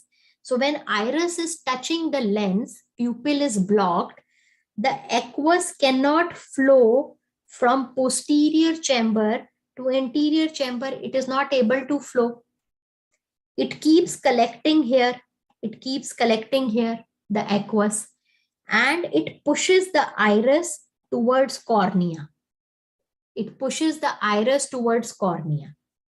And in these people, angle was already narrow. and now it becomes completely closed. Okay, are you getting it there, beta? So what happens? The event starts with what we call as pupil block. The iris touches the cornea lens, the pupil gets blocked. The aqueous cannot flow from posterior chamber to anterior chamber. It is not able to flow. So it keeps accumulating here. The aqueous is like, accumulated here, and it is pushing the iris more towards the cornea. So that angle becomes closed. So now there is no passage of the aqueous and pressure becomes very, very high. Pressure becomes very, very high. Okay, so this is what is happening in the angle closure glaucoma. Now the question should be, why pupil block occurs? The question should be, why pupil block occurs? Now pupil block occurs whenever there is dilation or dilatation of the pupil. Like, the size of our pupil, beta, it changes according to the light. In bright light, pupil is small because pupil controls the passage of the light into the eye. In bright light, pupil is small. But in dim light, pupil dilates. Okay, so pupil dilates. What can be the causes of pupil dilation? You can write here. Pupil dilates, for example, in dim light, or even when you are anxious. If a person is very anxious, fearful, the pupils, they dilate. Okay. Now, when the pupil dilate, it causes pupil block. Pupil block means iris touches the lens. And there is no space now. Okay. So when in certain conditions, so these are the conditions when you are in a dim light. For example, you go to a movie theater, it is a dim light condition. Or like, you are at a room in which you have kept lights off for a long time, or you are very excited, anxious, your pupils, they dilate. Then it leads to pupil block. Pupil block means the iris now touches the lens. Okay, and there is no passage, no flow of the aqueous. When iris touches the lens, no flow of aqueous is there. So that pushes the iris. That is called iris bombay. Iris bombay means iris is pushed forward. Pushed forward towards cornea. Pushed forward towards cornea, which causes complete angle closure. And when there is complete angle closure, aqueous cannot drain. Aqueous cannot drain.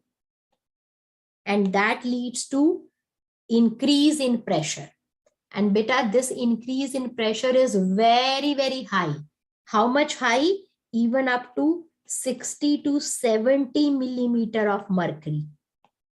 So high pressure.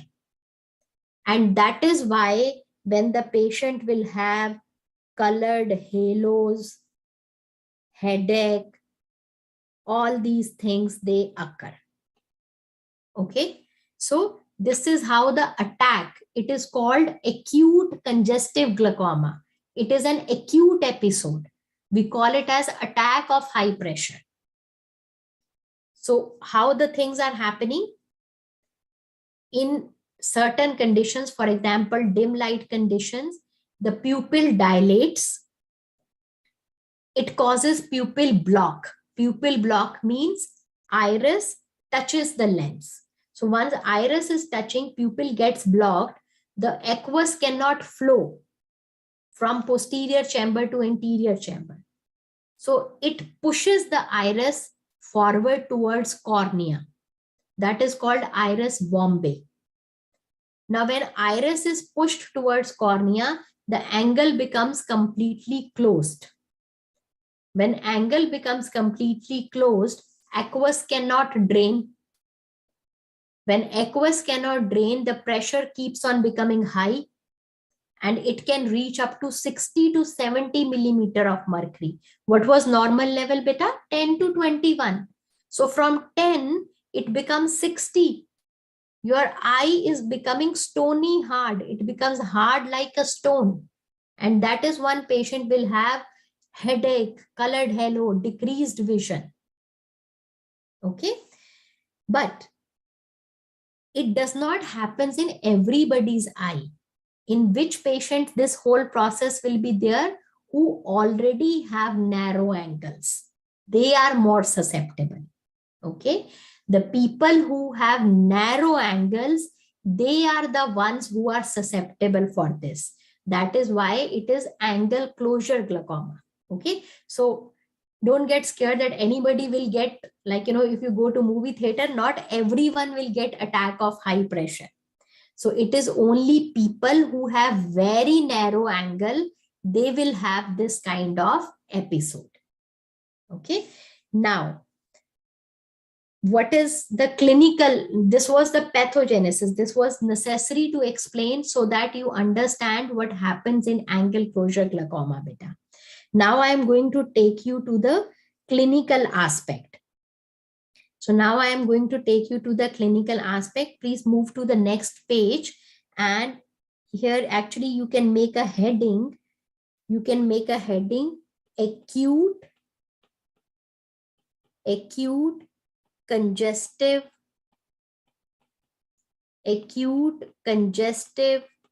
glaucoma. Make a heading, beta. This heading is missing here. Please make a heading, acute congestive glaucoma. Okay, acute congestive glaucoma.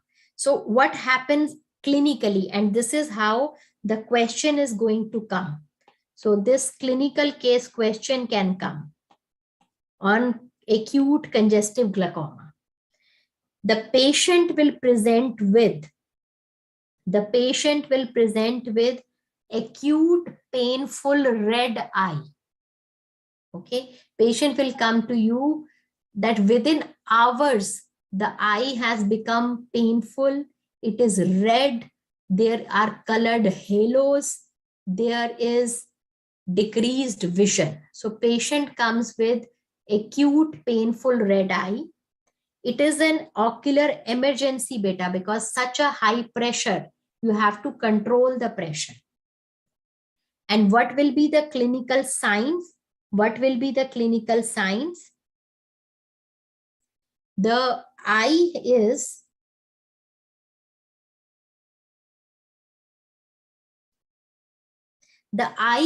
stony hard because eye pressure is so high. Eye is stony hard. If you touch the eye feels like stone. Okay. The cornea becomes edematous because of the high pressure. The cornea becomes edematous. Anterior chamber will be shallow. Pupil will be mid-dilated. And there will be AC reaction. AC reaction means inflammation. AC reaction means inflammation in the anterior chamber. Okay. So these are the features you will see. So if you look at this figure, you can see there is red eye. The cornea is hazy. The pupil is mid-dilated. It is not reacting to light. It is mid-dilated. And if you touch the eye is stony hard. And if you will check the pressure will be in the range of, as I told you, 60 to 70 millimeter of mercury. Okay. So how the question is going to be asked? They will say that a lady went to movie theater and she experienced decreased vision, severe pain, redness of the eyes, colored halos. Okay. what could be the possible diagnosis? So when these symptoms are there, painful red eye, decreased vision, colored halo, a lady going to watch movie in movie theater, these symptoms they start. So this is a case of acute angle closure glaucoma, or what is also called acute congestive glaucoma. Okay, so they can tell you on the examination, the pressure is very, very high, the pupil is mid dilated. So what is your diagnosis? So now you know, when this kind of clinical case scenario is, it is acute angle closure or acute congestive glaucoma. Okay, so one is this kind of question can come. Second, they can ask you the treatment. So treatment of acute congestive glaucoma is also important, and clinically also it is important, because beta, it is an emergency. If you don't treat this patient, the patient will become blind. So what is the treatment?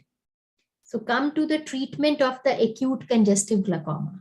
So the first purpose is you want to lower down the pressure. The pressure is so high, you want to lower down the pressure. So to lower down the pressure, you give intravenous mannitol and oral acetazolamide. Okay, so this is to lower the intraocular pressure, and you have to lower it fast. So you give these to the patient. Then, because whole process started because pupil dilated, so you want to bring the pupil back to the normal size. So you will give pilocarpine eye drops. Pilocarpine eye drops. So pilocarpine causes meiosis, brings the pupil to normal size. So it will break the pupil block. The passage of the aqueous will become normal again. Okay. And since there is inflammation also, so you can add topical steroid. You might need some more topical anti-glaucoma drugs. Okay. But two main things are, as I told you, you want to lower the pressure fast. So you will give either IV mannitol or oral acetazolamide, and the drug of the choice to break the attack is pilocarpine eye drops. Okay, drug of the choice will be, so pilocarpine is considered as drug of the choice. This is your question also, beta, because it helps in breaking the pupil block, and only then everything will then come back to normal. Okay, then in these patients, we do a special laser, what is called laser iridotomy. A special laser is done, which is called laser iridotomy. Okay, so what is this laser iridotomy? First, you look at this figure, beta. Look at this figure. You see, this is your pupil. This is your pupil, right? Now, in this kind of laser, we make another opening in the peripheral part of the iris. Another opening is made. Iridotomy means you make an opening in the iris. So opening is made in the peripheral part of the iris with the help of laser. So it is called peripheral laser iridotomy. So what it will do, so if in future the pupil block occurs, there will be another opening through which the aqueous can flow. Okay, so this is to prevent the future attacks. The laser iridotomy is done to prevent the future attacks, because if in future the pupil block occurs, no problem. We already have an extra opening in the iris, which will allow the aqueous to flow from posterior chamber to anterior chamber. Okay, so this is the laser which is done for angle closure glaucoma. Okay, and which laser we use, beta? Which laser we use? Remember yesterday we did one laser procedure by the name of YAG laser capsulotomy. Remember, We did YAG laser capsulotomy for after cataract. So the same laser is used here, ND-YAG laser. ND-YAG laser is photodisruptive laser. So it helps in making the opening. The wavelength of this laser is 1064 nanometer. So what is the purpose of the laser iridotomy? It creates, you can write, it creates a peripheral opening. It creates a peripheral opening to prevent future attacks. To prevent future attacks of angle closure. Future attacks of angle closure. Okay. And the thing to remember here, beta, if you see this 0.6, you will do this laser iridotomy in both the eyes of the patient, even though the attack may be in one eye, because other eye will also can have similar problem. Okay. So prophylactically, you will do laser in both eyes because you do not want that the patient should have future attacks of angle closure. Okay. So treatment modalities for angle closure glaucoma are, you will always do laser iridotomy. The patient may need medical therapy also to control the eye pressure. Some patients may also need trabeculectomy, which patients who have chronic angle closure glaucoma. Chronic angle closure glaucoma means the patient is like, repeatedly having attacks and the pressure is now becoming high consistently. So you want to do the surgery for these patients. Okay, right? So three kind of modalities for angle closure glaucoma: laser iridotomy, medical therapy, and surgery. So what is surgery? What is medical therapy? We'll be discussing at the end combinedly.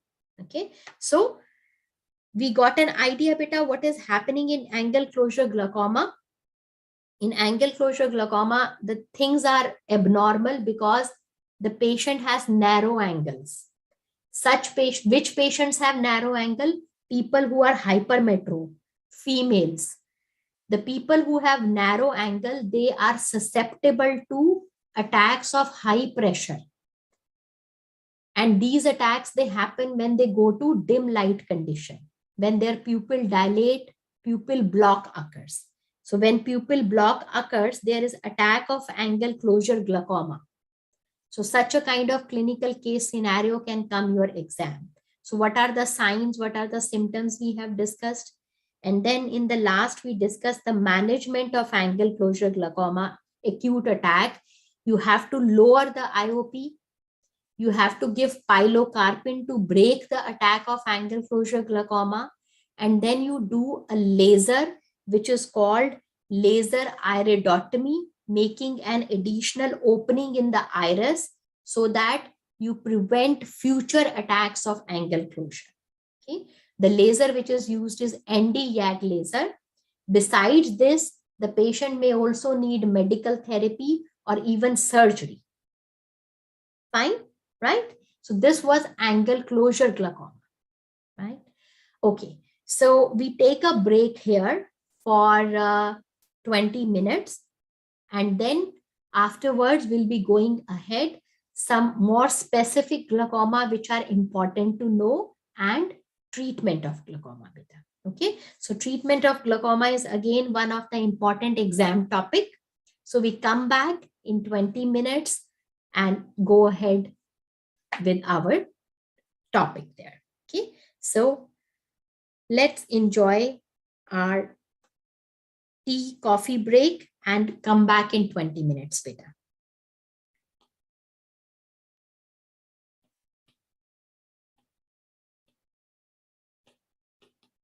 Enjoy.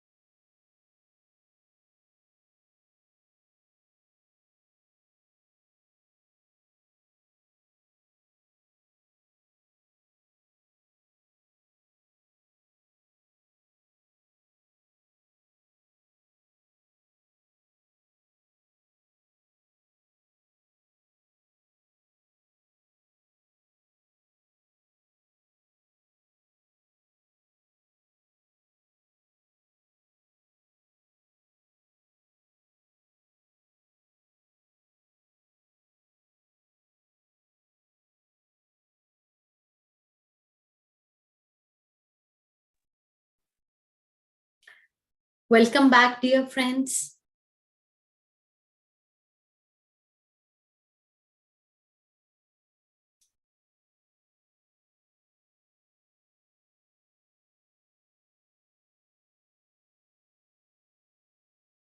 So all of us are back here.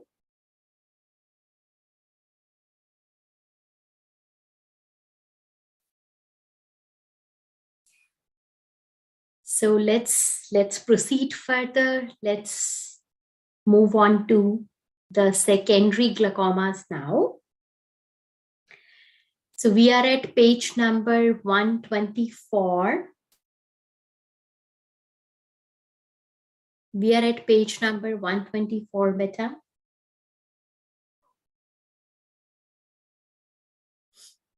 Okay, right. So we can resume now.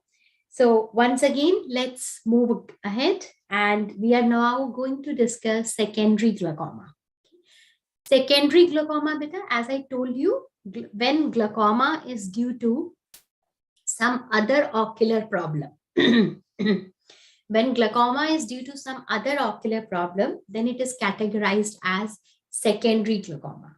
So we'll be discussing few important secondary glaucomas or specific type of glaucomas. So first of all, lens-induced glaucoma. First of all, lens-induced glaucoma. So we are at page number 124, friends, and we are going to do lens-induced glaucoma. So we already got an idea yesterday when we were discussing the cataract, that how certain type of cataracts, they can cause glaucoma. So that is what is the lens-induced glaucoma, in which the first what we are going to discuss is phacomorphic glaucoma. Okay? Phacomorphic glaucoma. So what happens in phacomorphic glaucoma? What happens in phacomorphic glaucoma?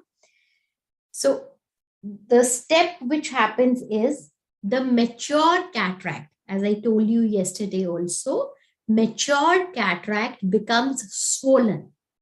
A white mature cataract becomes swollen. We call it as intumescent mature cataract.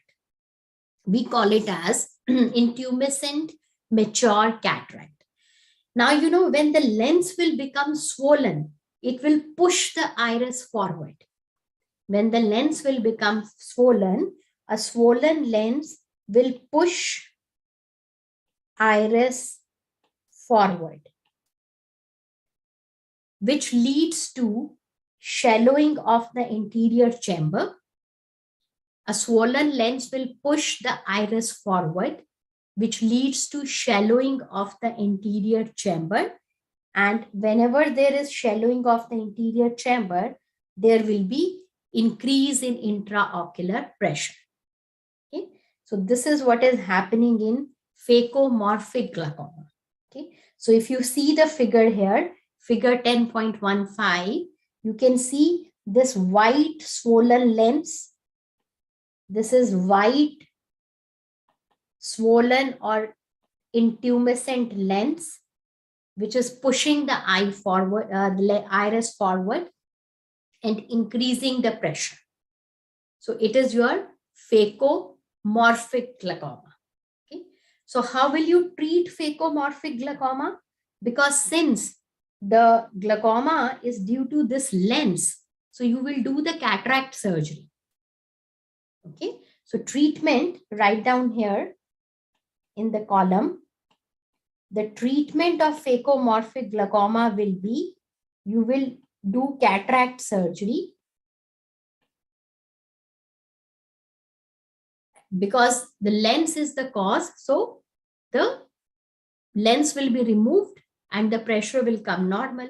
Of course, before cataract surgery, you will also give anti-glaucoma medication to control the pressure. Anti-glaucoma medication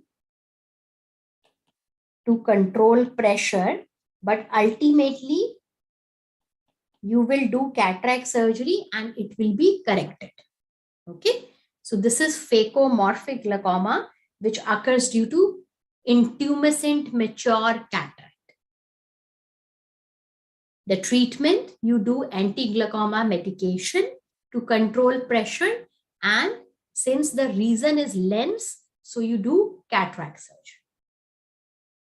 Fine, agree? Right? Okay. Then going forward, so beta here in front of the figure 10.16, I want you to make a heading. Please make a heading. Okay.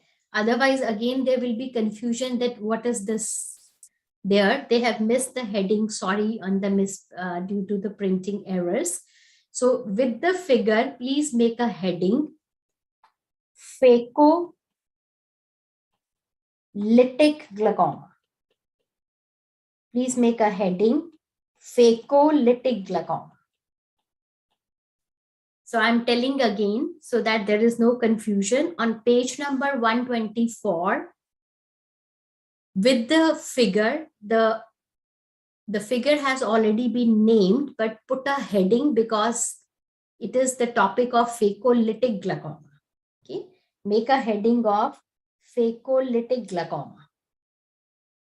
So again, we discussed yesterday, what is phacolytic glaucoma? Phacolytic glaucoma occurs due to Morgagnonian cataract. It occurs due to Morgagnonian cataract, which is a type of hypermature senile cataract. And we had discussed yesterday only that in Morgagnonian cataract, the cortical material becomes liquefied. Now, this liquefied cortical material can cause two complications.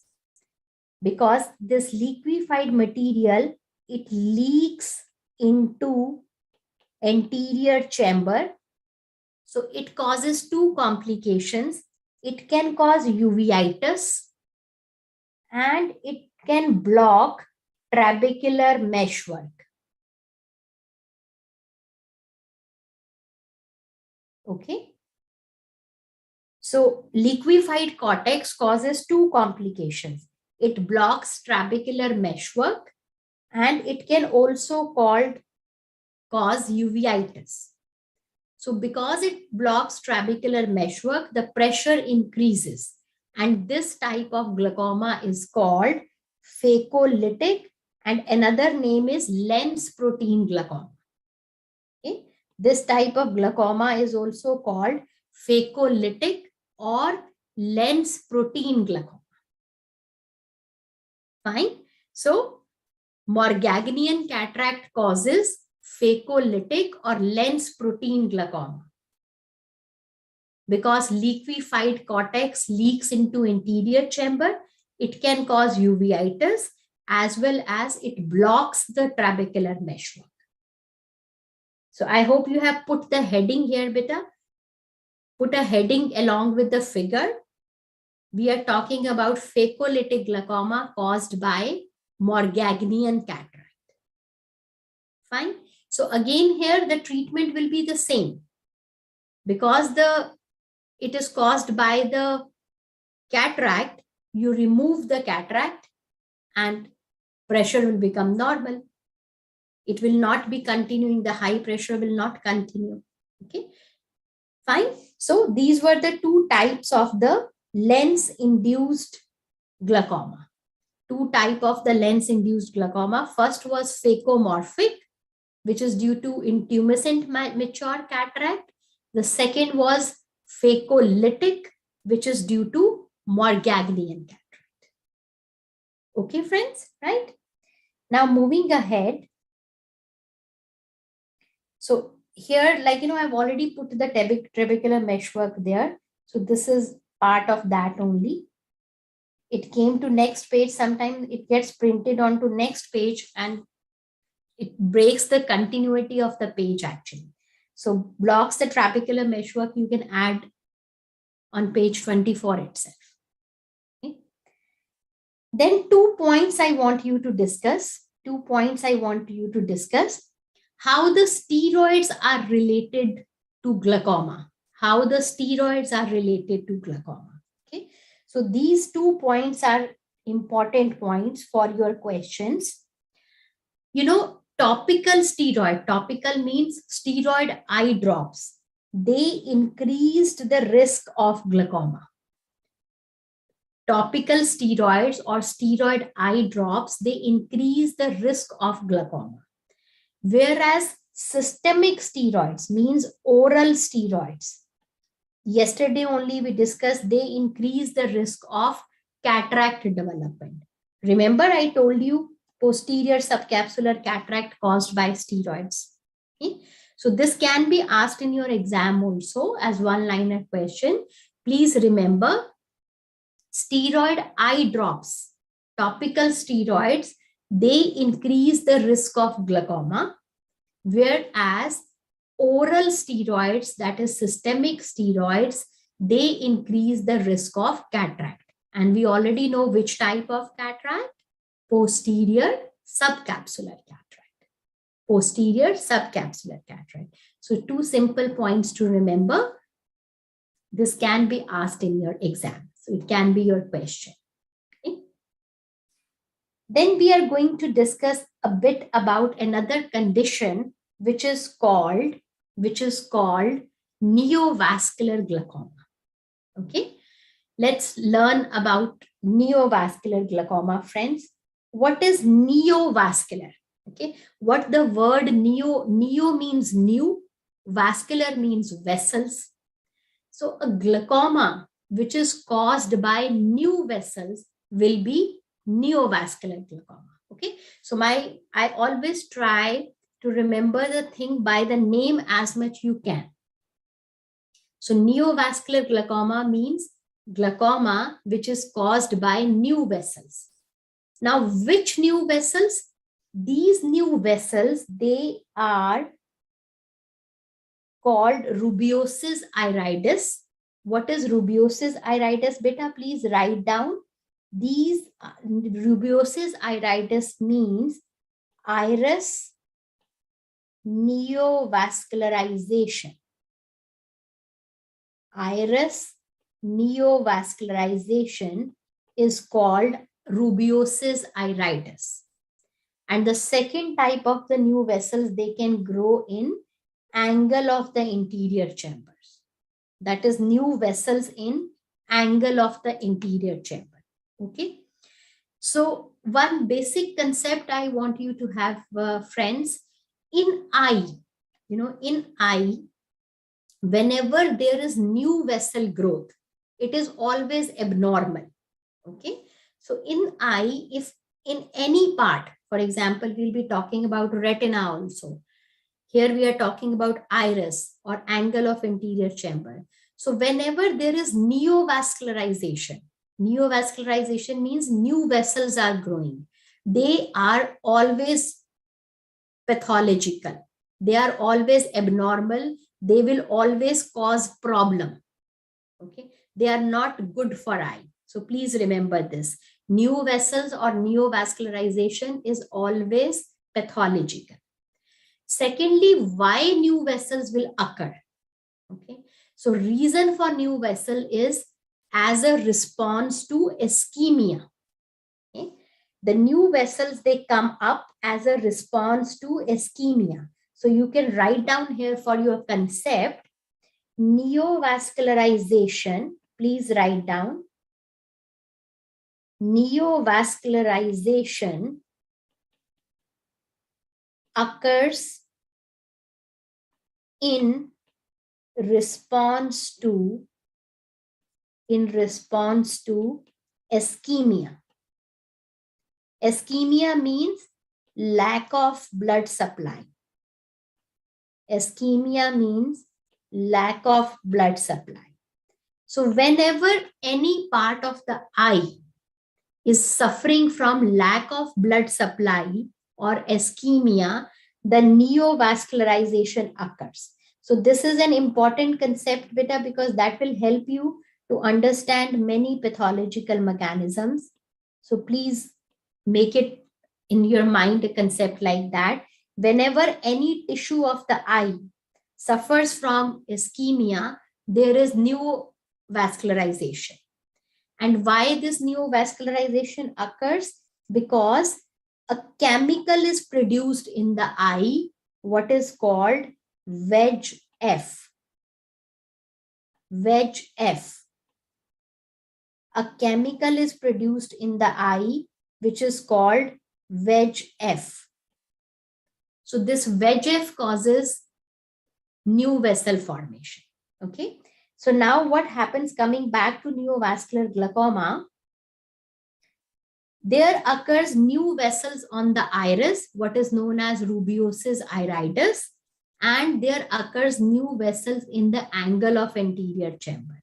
So both of these, they lead to high pressure because they cause obstruction of the angle. When new vessels will come, they will cause obstruction of the angle. So there is high pressure. And what are the conditions in which these rubeosis they occur? They include diabetic retinopathy, CRVO, we'll be reading about them, central retinal vein occlusion, ocular ischemic syndrome, and patients of sickle cell disease. Okay, so these are the causes of neovascular glaucoma or rubeosis iridis. So please mark them as important because they can be asked in your questions also, that what are the causes of rubeosis iridis or neovascular glaucoma. So these are the common causes, out of which diabetic retinopathy is most common. Diabetic retinopathy is most common, and then rest are CRVO, ocular ischemic syndrome, sickle cell disease. Okay.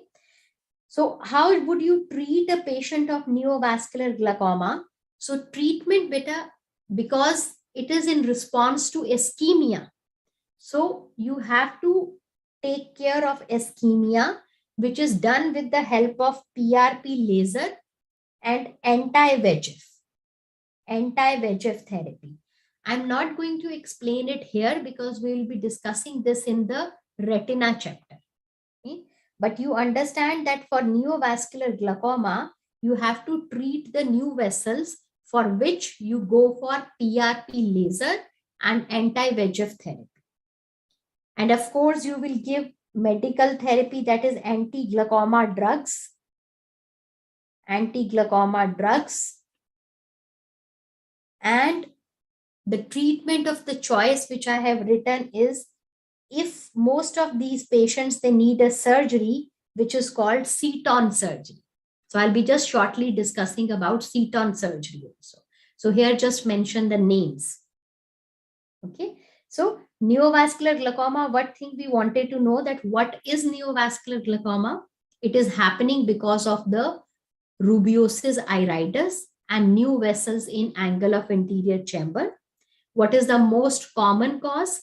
Diabetic retinopathy. What are the other causes? CRVO, ocular ischemic syndrome, sickle cell disease. What is the treatment? Treatment, surgery of the choice is Seton surgery.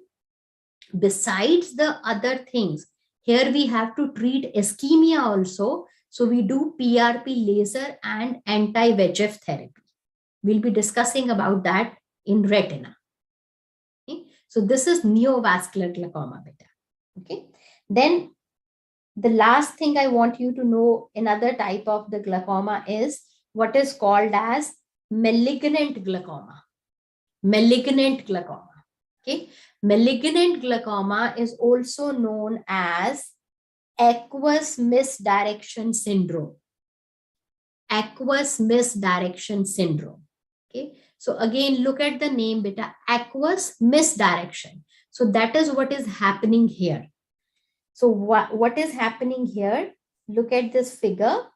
Normally the aqueous should go from posterior chamber to anterior chamber. Okay. It should go from posterior chamber to anterior chamber. But what is happening in malignant glaucoma? The aqueous starts going into vitreous cavity. It becomes sequestered in the vitreous gel. So when aqueous keeps on going into the vitreous gel, again the pressure will rise because it cannot get drained from there. So this is the problem which is happening in malignant glaucoma. So what is happening in malignant glaucoma? They can ask you what is malignant glaucoma. So it is aqueous misdirection syndrome, in which the aqueous starts going towards, we call it that it becomes sequestered in the vitreous cavity. So when it is going behind, the anterior chamber will become shallow because lens will be pushed forward. The anterior chamber will become shallow, pressure will be increasing, pressure will become high. Okay? So what are the conditions in which this kind of thing can happen? So this kind of thing can happen actually as a complication of trabeculectomy surgery and very rarely cataract surgery. Okay? So please write down here, it is rare complication. It is, fortunately, it is not very common. Fortunately, it is not very common. It is a rare complication of trabeculectomy surgery and cataract surgery. And how do we treat? Now, this is the only type of glaucoma which we treat with atropine eye drops. So this is important. They can ask you the treatment of atropine eye malignant glaucoma. So that is atropine eye drops. So what the atropine eye drops they do? They dilate the pupil and they help in flow of the aqueous back to the anterior chamber. Okay, right? So few things to remember about malignant glaucoma. First of all, what is malignant glaucoma? It is called aqueous misdirection syndrome because the aqueous goes into the vitreous cavity, due to which there is high pressure. Why it happens? It is a rare complication of trabeculectomy surgery or cataract surgery. And it is the only type of glaucoma in which we give atropine eye drop to treat and normalize the flow of the aqueous. Normalize the flow of the aqueous. Fine? Right? Okay. So now we come to a very important part, beta, the treatment and medical therapy of glaucoma. Medical therapy of glaucoma means the drugs which we use for glaucoma, and questions they come based upon this. Glaucoma therapy, glaucoma drugs are important topic. Okay. Maybe you have done a part of it in the pharmacology also. We'll be discussing more from ophthalmology point of view. So please pay attention. This is important topic, friends. Okay. So come to the medical therapy for glaucoma, beta.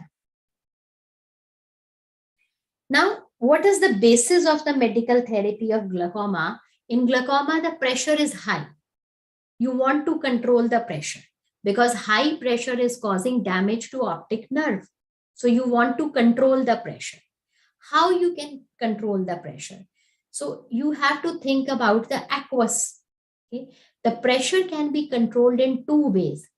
Either you reduce the production of the aqueous humor, or you improve the outflow of the aqueous humor so that a balance is maintained. Isn't it? These are the two things we can do. Either we suppress the formation of the aqueous, that is, we reduce the production of the aqueous, or we enhance the outflow of the aqueous. So that is the principle of the treatment. All the drugs, they help in this in some way or the other. Okay. So this is the basis of the therapy. We want to reduce the high IOP by either decreasing the aqueous production, or increasing the flow of the aqueous. Decreasing the aqueous production or increasing the flow of the outflow of the aqueous. Okay. Now, friends, there are multiple group of the drugs which are available for this purpose. So anti-glaucoma drugs, almost 6 kind of groups are available, okay, which are written here.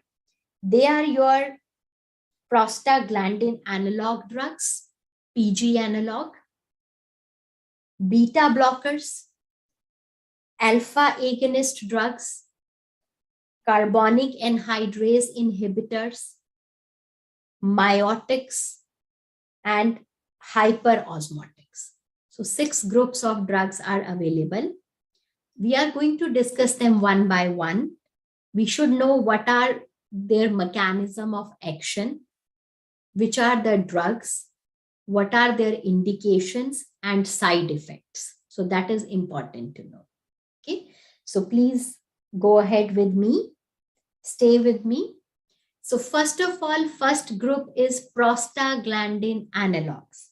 So first group of the anti-glaucoma drugs, my friends, is prostaglandin analogs. Please remember they are first line drugs for glaucoma. Okay. Please mark it as important. First line drug of glaucoma, or you can say drug of choice. Drug of choice. First line drug का क्या मतलब रहता है? First line drug means you will start the therapy with this medication. Okay, before, rather than going for anything else, this will be your first choice. How the prostaglandins they act, their mechanism of action is they help in increasing the uveoscleral outflow. Remember the minor pathway for the aqueous outflow? So mechanism of action of prostaglandin analog is they increase the uveoscleral outflow. So which are the drugs which are available? So when I am talking about this, beta, we are talking about the eye drops. Okay, so they are available in the form of eye drops. That is a topical therapy. So the drugs which are available, they are latanoprost, travoprost, bimatoprost, and even you can add here number 4, a new drug is available, tefluprost. Right? So prost, remember everything has a prost in the end. So if you see a drug then in which the last part of the name of the drug is prost, it is prostaglandin analog. Okay, so latanoprost, travoprost, bimatoprost, tefluprost, these are your prostaglandin analogs which are used as anti-glaucoma drops. Now these drugs, they do have some side effect, and the common side effect is they cause iris pigmentation and hypertrichosis. Iris pigmentation means the iris becomes dark in color. Iris pigmentation means the iris becomes dark in color. And hypertrichosis means the eyelashes, they increase in size and number.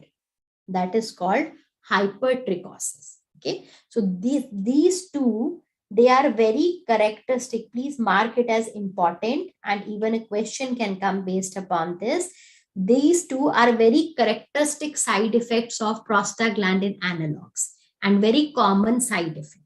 Okay, the iris becomes dark in color, and there is increase in the number and size of eyelashes, which is called hypertrichosis.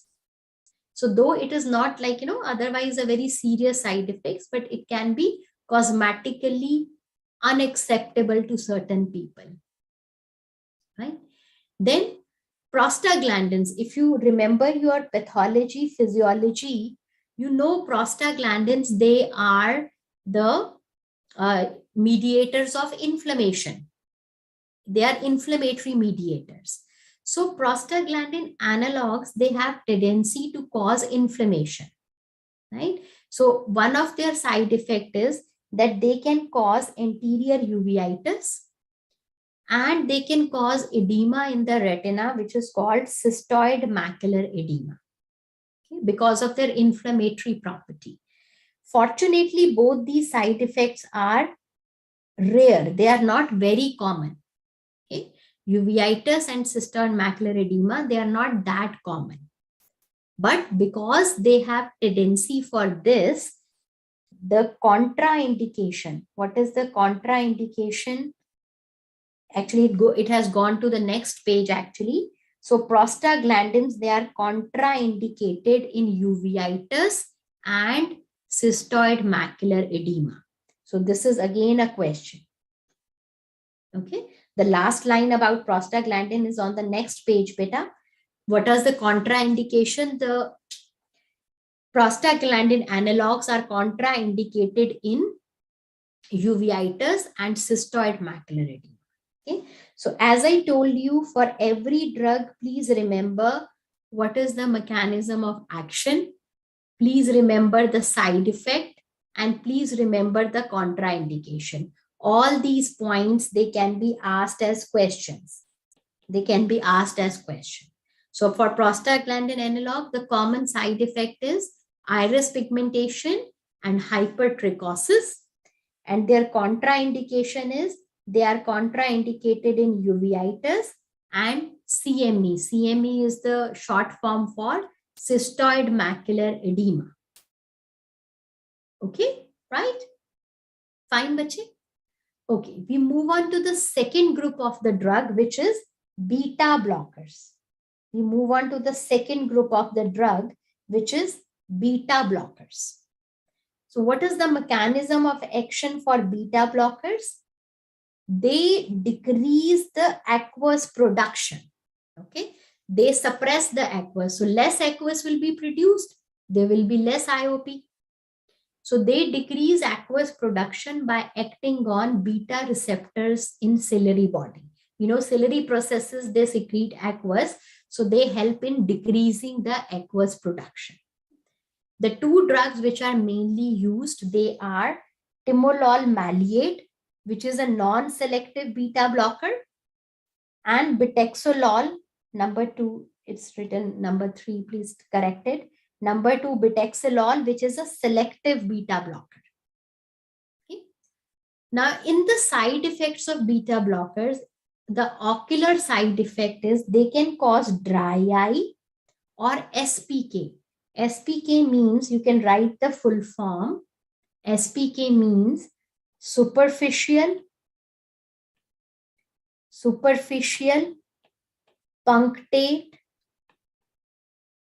keratitis.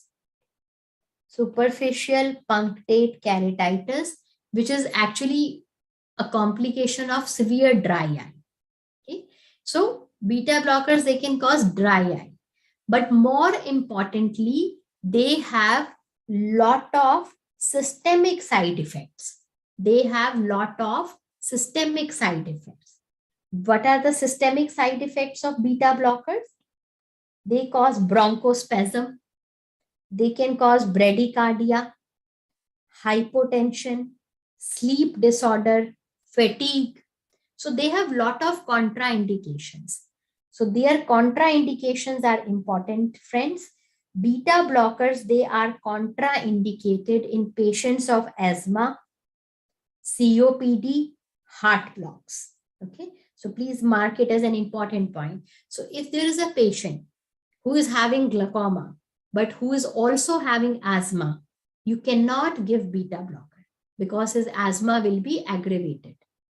Similarly, a patient who is having heart block, and if you put the patient on beta blocker for their glaucoma therapy, they can land up into problem. Okay, so beta blockers, they have a lot of systemic side effects, and they have their specific contraindications. Please remember. And what is their mechanism of action? Please remember, they decrease aqueous production. They decrease aqueous production. Okay, right? Then moving on to the third group of the drugs. The third group of the drugs, which are alpha agonist group of drugs. Alpha agonist group of drugs. So here there is some kind of misprinting. You see this figure 11.7 cells. So please cut it. Okay, don't get confused, beta. This is just a small misprint, you can understand. Right? So alpha agonist. Alpha agonist. Now, these are the only drugs which have dual mechanism of action, double action. Okay. So what is their double action? They help by decreasing the aqueous production, and they also help by increasing the uveoscleral outflow. Alpha agonist, they decrease the aqueous production and they also increase uveoscleral outflow. And the drug which is commonly used is by the name of brimonidine. Brimonidine. Okay. Now about brimonidine, important thing to know is, mark it as an important point, it is the only drug which you can give safely in pregnancy. So if a pregnant lady needs treatment for glaucoma, which drug you will give? That can be asked as a question. Okay. So these important points can be asked as a question in the exam. If a pregnant lady needs anti-glaucoma therapy, you can give brimonidine. Fine. Now, brimonidine has got certain specific side effects. They are prone to cause allergic conjunctivitis. Then a very peculiar side effect of brimonidine is lid retraction. The lid becomes retracted, eyelid becomes retracted. Okay. They can also cause cystoid macular edema and CNS depression. Now, this is a serious side effect, central nervous system depression. So due to which these are contraindicated in children. Okay. So this is a very important point. The drug which is contraindicated in children, it is brimonidine, because it was seen that it may cause sleep apnea in children. So brimonidine is one drug which is contraindicated in children, right? So what will you remember about brimonidine? Number one, it has dual mechanism of action. Number two, it is safe in pregnancy. Number three, it is contraindicated in children. Why? Because it can cause sleep apnea and it has a specific side effect of lid retraction. Lid retraction. Okay, right? Then beta, moving on to the next group, which is carbonic anhydrase inhibitors. Carbonic anhydrase inhibitors. Now, what is the mechanism of this group of drug? They decrease the aqueous production by inhibition of carbonic anhydrase enzyme.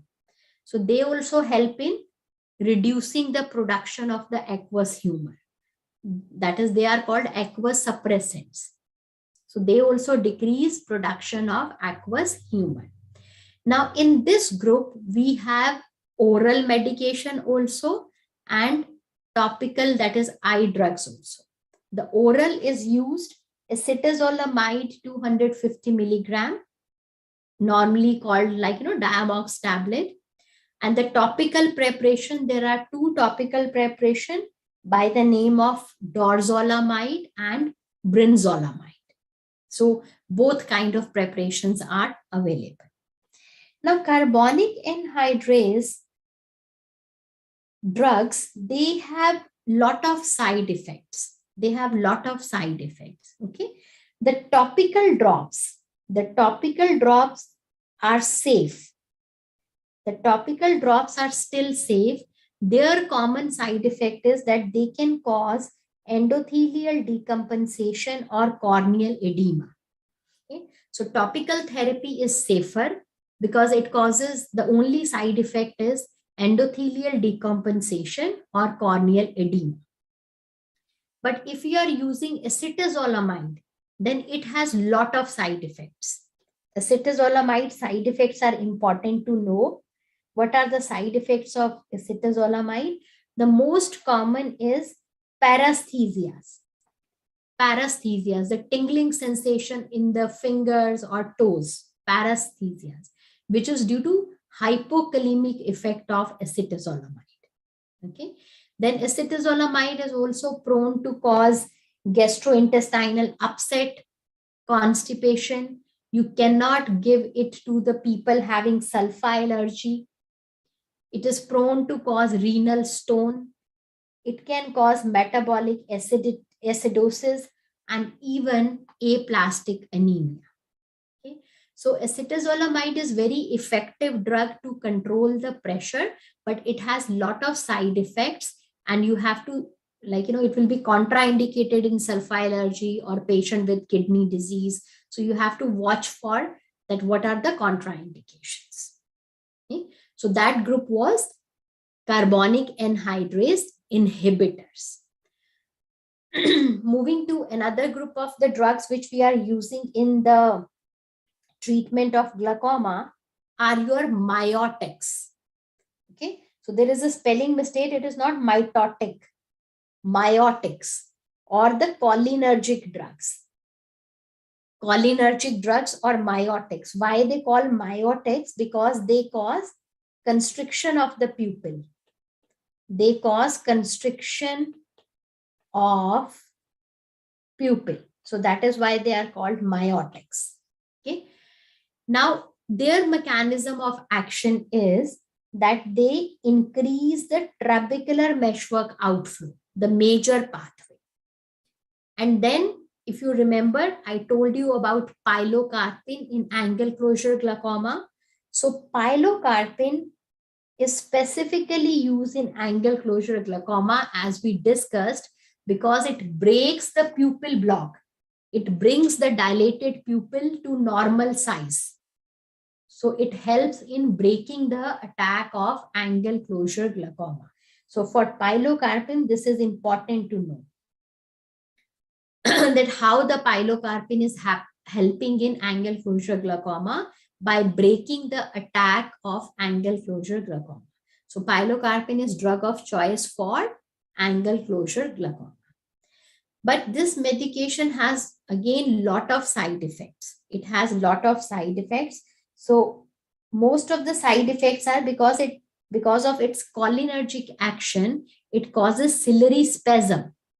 It causes spasm of the ciliary muscle, due to which there can be brow ache, the pain around the brow area. It can cause pseudomyopia because it causes ciliary muscle spasm. It can cause iris cyst. Now, though rare, it is one drug which increases the risk of retinal detachment. Important point. It is one drug which increases the risk of retinal detachment. And at the same time, it, like prostaglandins, it also increases the inflammation. So it is contraindicated in uveitis and macular edema. So important point. Okay. So pilocarpine, what will you remember about pilocarpine? It is under the group of miotic or cholinergic drugs. It is drug of choice for angle closure glaucoma, but it has multiple side effects, pseudomyopia, brow ache, but more important, it is one drug which can cause retinal detachment. I mean, increases the risk of retinal detachment. And it also increases inflammation. So just like prostaglandins,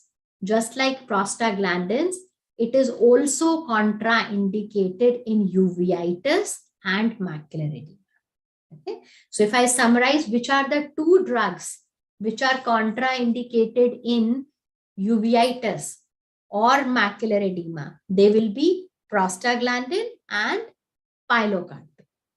Which drug will be contraindicated in a patient of asthma or COPD?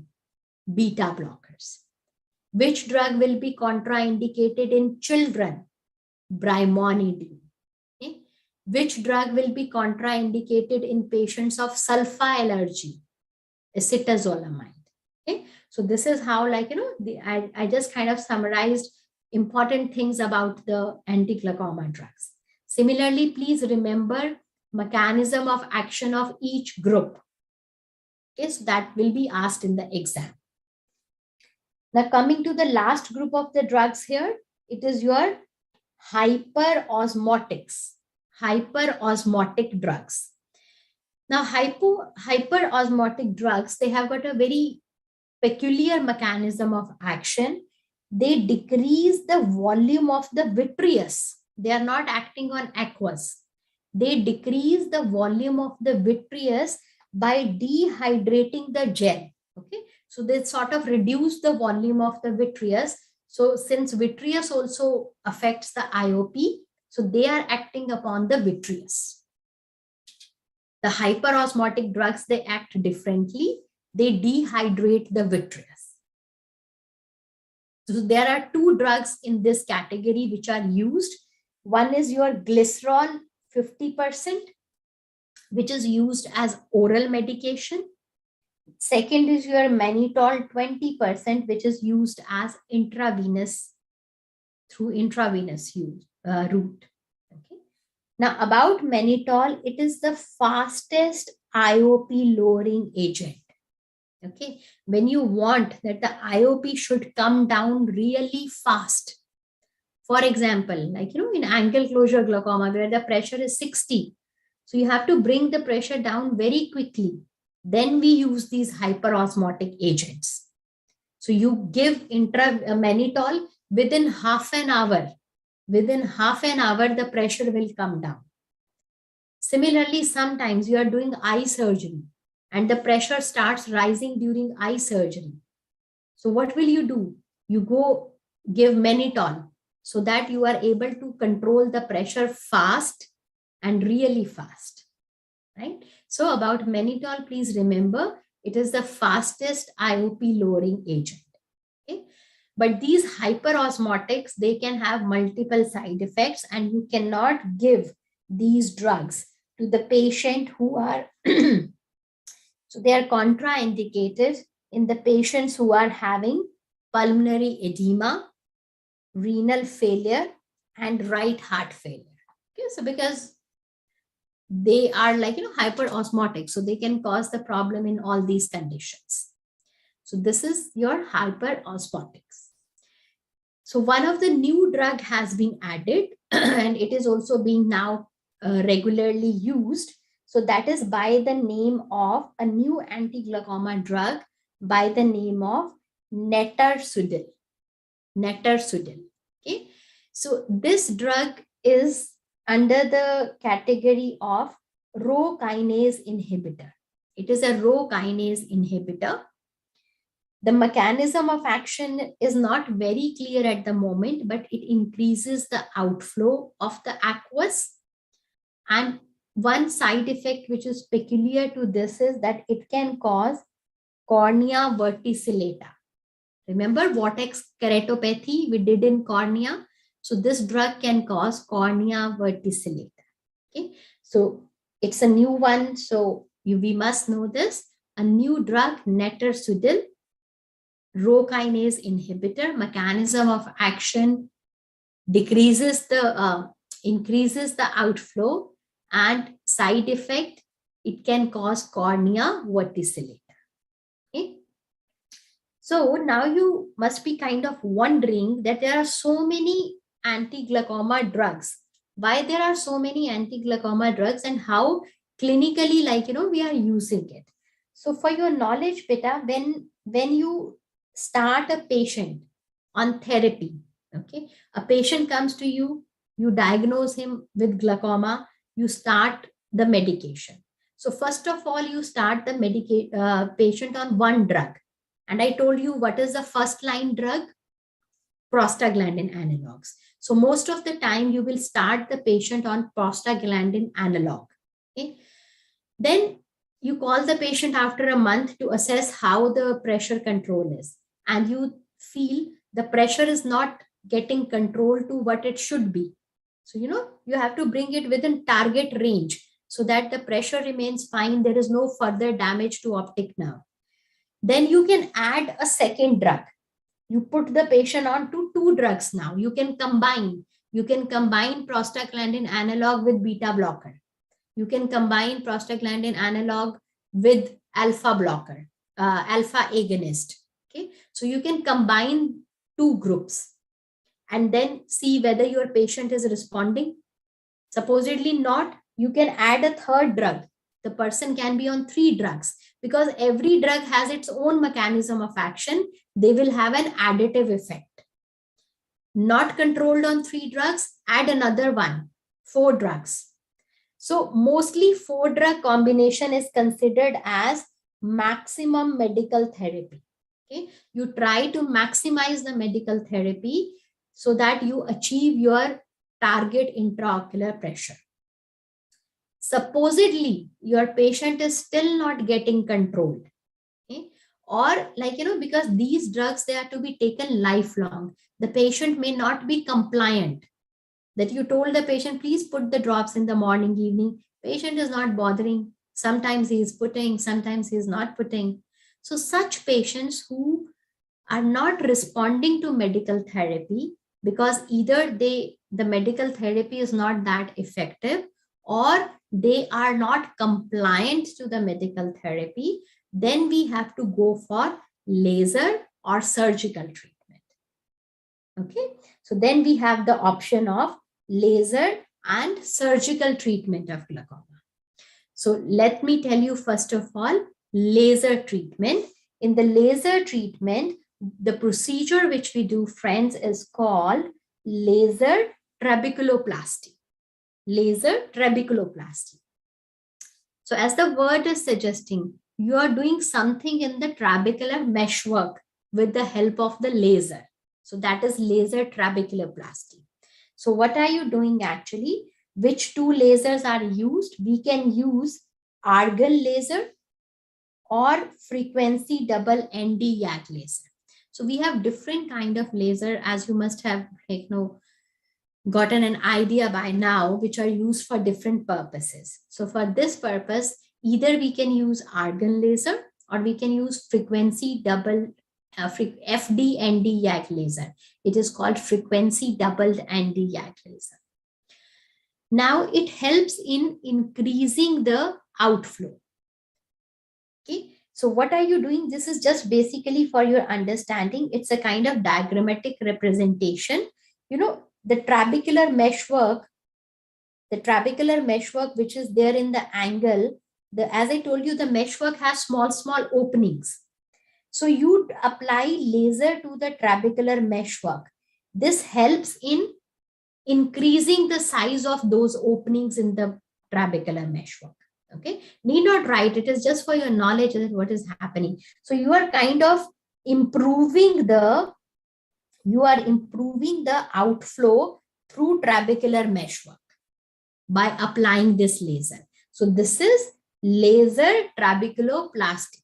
So what you need to do is to remember that what is the use of the procedure of laser trabeculoplasty? That is for the open angle glaucoma therapy. So it is given in the patients of primary open angle glaucoma. It is POAG, primary open angle glaucoma, in which medical therapy has failed. So in which medical therapy has failed, you can try laser trabeculoplasty. Okay. Then the last is your surgical treatment. So different surgical procedures are available. Now surgical treatment, when will you do the surgical treatment? So again, as I told you, when medical therapy has failed, when patient is intolerant, there are so many side effects, and you cannot give those drugs to the patient. The patient is intolerant to medical therapy. Patient is not compliant to medical therapy. So then we don't have a choice. So either we go for laser or we go for surgery.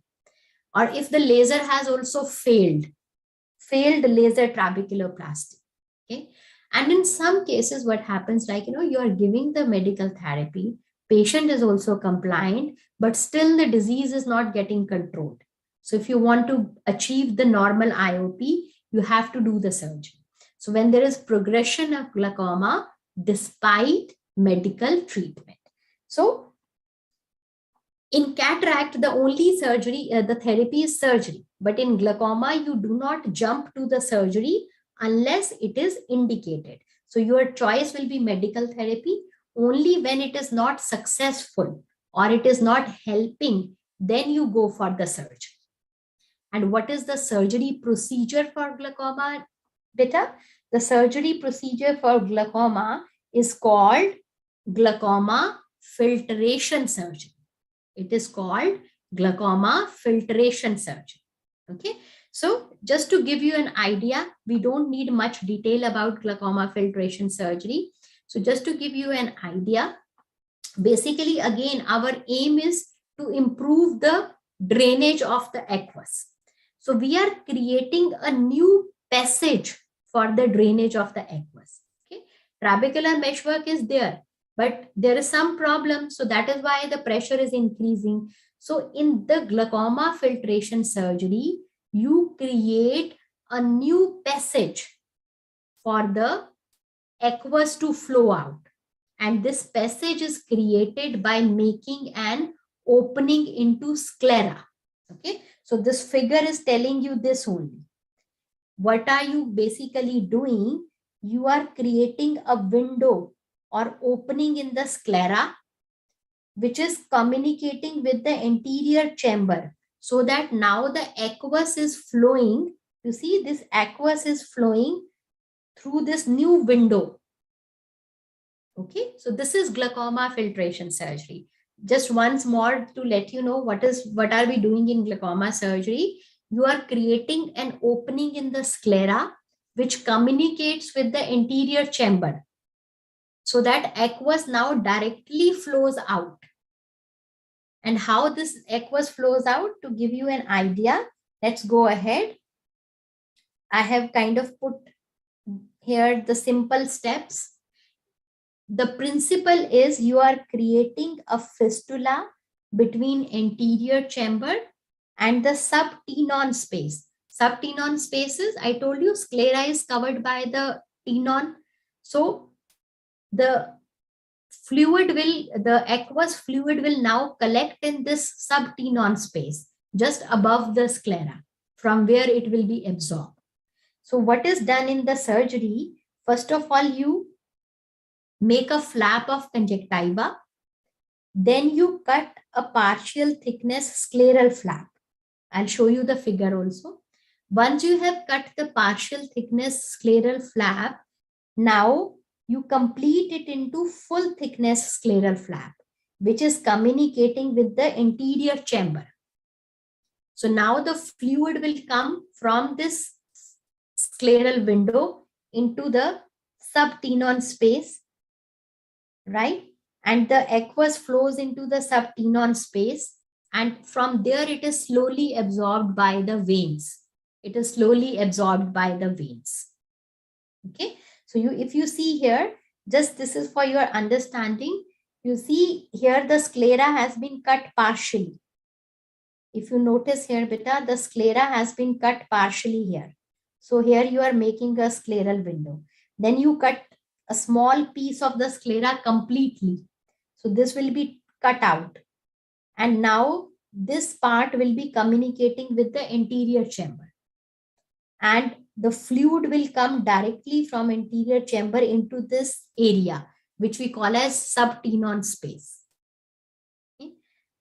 So what we do, we apply loose sutures so that that flap is still open, and then we cover back it with the conjunctiva. So what happens? The aqueous from the anterior chamber slowly keeps on accumulating under the tenon area or conjunctival area, and it appears as this kind of cystic bleb. Okay, a small blister or bleb is formed, which is actually having aqueous. From that area, slowly aqueous gets absorbed into the veins. Okay, so this helps in creating an extra passage basically.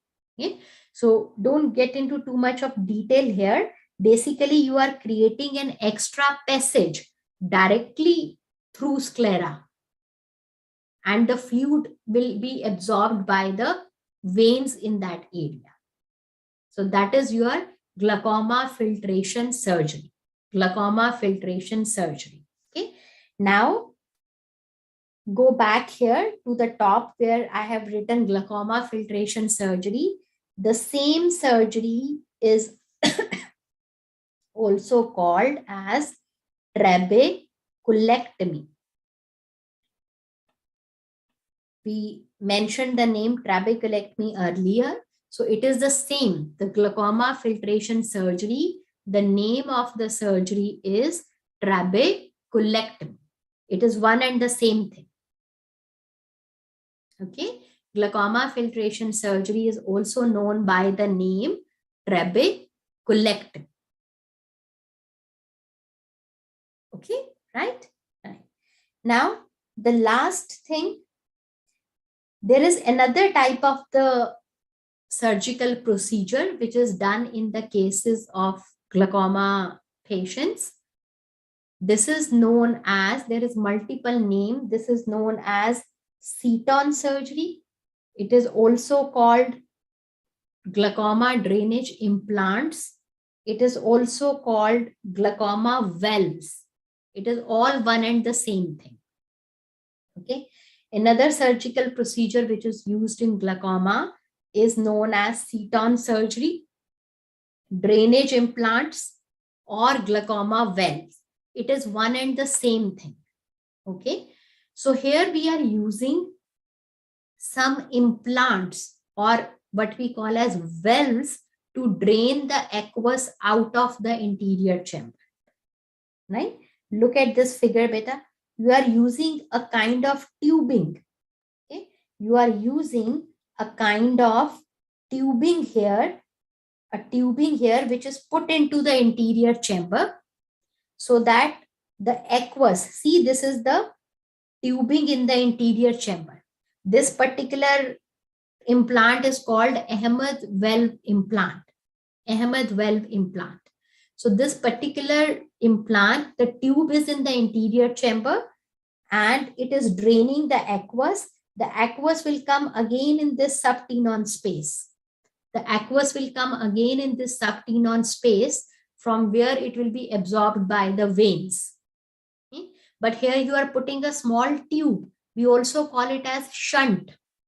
We also call it as drainage implant. Okay. So all this is like, same. It is called Seton surgery, drainage implant, and it's even called as shunt. So it is all one and thing, same things, shunts. Now, what are the cases in which you will do these kind of procedures? Their indications are supposedly even trabeculectomy has failed. Okay, even trabeculectomy has failed. And in certain cases in which there is glaucoma, but patient is post retinal detachment surgery, patients who are post cornea transplant. Okay, the patients who are post keratoplasty. Similarly, in neovascular glaucoma, I told you we do Seton surgery. And if the patient is having glaucoma with uveitis, again, that is very difficult to control with medication. So you do Seton surgery or glaucoma well. Okay. So what is important to know here? You must know because they can ask you what is Seton surgery. The question can be based upon this. What is Seton surgery or what is well, or they can show you this picture. So you can identify the tube in the interior chamber and you will identify that this is an glaucoma shunt or glaucoma drainage implant. Okay, beta? Right? So this was regarding the management of glaucoma. So in the management of glaucoma, you now know there is medical therapy. You know the different drugs. You know there is a laser procedure for open angle glaucoma, which is called laser trabeculoplasty. You know there are two main types of the surgeries. One is known as glaucoma filtration surgery or trabeculectomy. And the second type is the implants or the Seton surgery. You know the indications of those two. And this is your glaucoma management, or how would you treat a patient of glaucoma. Okay. And that covers our chapter of glaucoma. So in glaucoma, now you get an idea what kind of questions you can get. So you can get questions based upon investigations in glaucoma, tonometry, visual fields, gonioscopy. I have told you, I have highlighted the main points. You can get questions based upon the field defects. You can get questions based upon presentation of open angle glaucoma, angle closure glaucoma, different other types of glaucoma, phacomorphic, phacolytic, neovascular, right? Then on the treatment, on the drugs, you can get the question. On the laser, you can get the question. On the implant, you can get the question.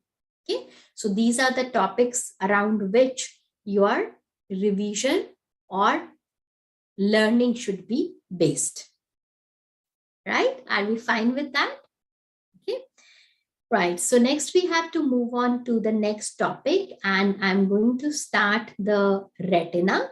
So I give you a minute or two to come out of the glaucoma and jump into the retina. Okay. So, before that, let's go through the workbook questions. I just forgot about them. Okay, so we can have a quick look at the workbook questions. So that will help you to kind of, get an idea what kind of question is going to come. Okay? So workbook questions, beta, workbook questions. Now, first is all of the following drugs are used in acute congestive glaucoma except. So please remember, never forget the word except. Never miss that, because otherwise you will attempt the question wrongly.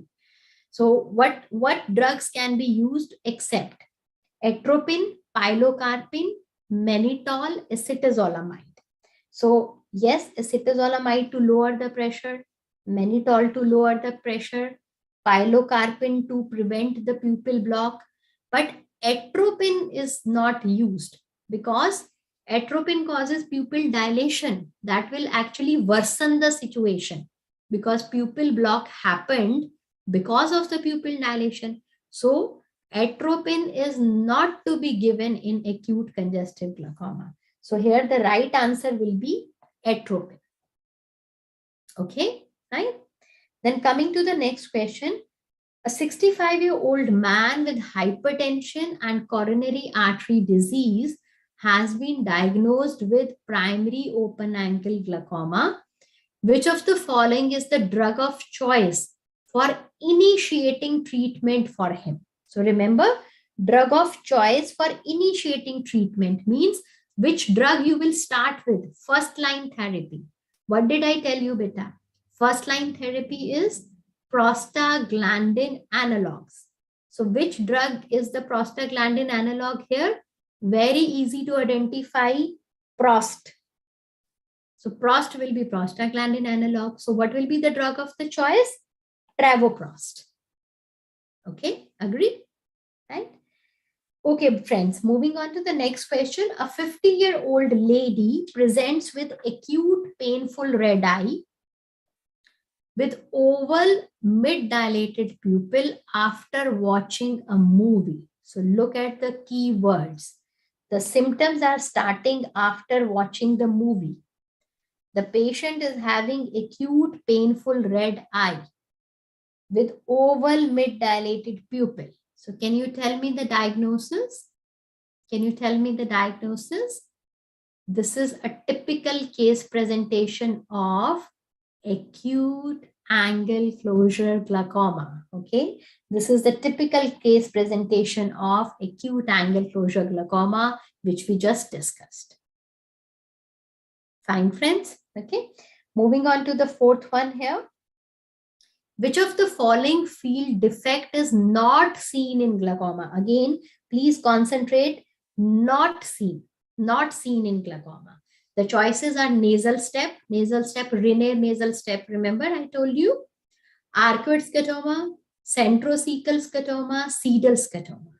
So now try to recall, the nasal step was seen in the visual field defect of glaucoma. Yes. Arcuate. Yes. Centrocecal, no, we did not learn about centrocecal in glaucoma. Okay, so this is false. Sedal, yes. So what will be the odd one out here? Centrocecal. So centrocecal is not a glaucoma defect. We will talk about it in neuro-ophthalmology, but this is not a glaucoma defect. Okay. The last is, what are the drugs used in acute congestive glaucoma? So again, you see, acute congestive glaucoma is an important topic. So what are the two drugs which you will use in acute congestive glaucoma? I told you, you will lower the pressure and you want to relieve the pupil block. So that is the principle of treatment. So atropine, I told you, no, absolutely. Atropine is not to be used. Pilocarpine, yes. Acetazolamide, yes. It means the right choice answer will be, you will use both B and C. So the correct option to be marked will be both B and C, the choice D. You are using both pilocarpine and acetazolamide. And if the choice is there mannitol, yes, even the mannitol is the drug which you use for treatment of acute congestive glaucoma, right? So we have done our workbook questions also.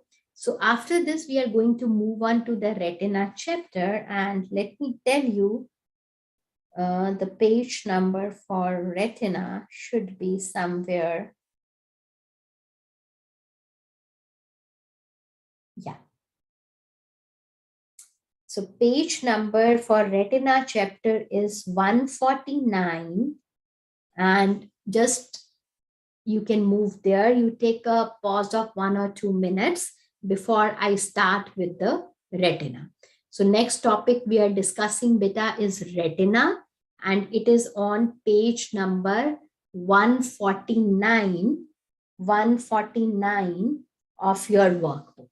Okay, so I'll just be back in a minute.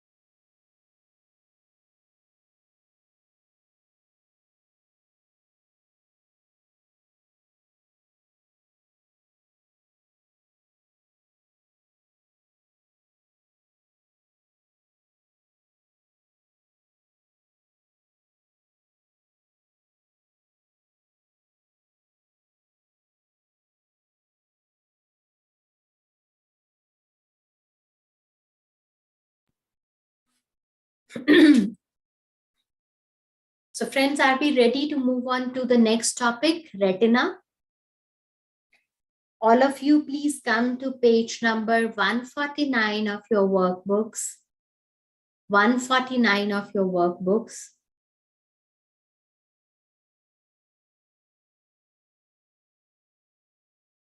Okay. So in retina, as we know, is the inner neural layer of eyeball. So we are going to discuss some more detail of the anatomy of the retina and the different retinal diseases. So retina, because it is the inner neural layer, so you can understand that any disease which will affect the retina is going to cause vision problem. Okay, because it is, we have been discussing, the image forms on the retina, the light has to fall on retina, everything is sensed by retina. So if there is any disease of retina, it is imperative that it is going to affect the vision. Okay? So retina is very, very important part of the eye, you can say, because any problem there is definitely going to affect your vision. So we are going to start with some more understanding about the anatomy and physiology of retina, and then move on to the different diseases which we can come across in retina. Okay? So in the retina, so to have an idea that what is retina, how the things are, so this simple figure is telling you the inner layer. Okay, so basically the whole of the vitreous chamber, you can say, the posterior segment of the eye, the whole of the posterior segment of the eye is lined by retina. Okay, so you can understand it that whole of the, it is the innermost layer, na? So whole of the posterior segment is lined by retina. So the anterior boundary of the retina is called ora serrata. The ora serrata is anterior boundary. Boundary means the peripheral part towards the anterior segment area.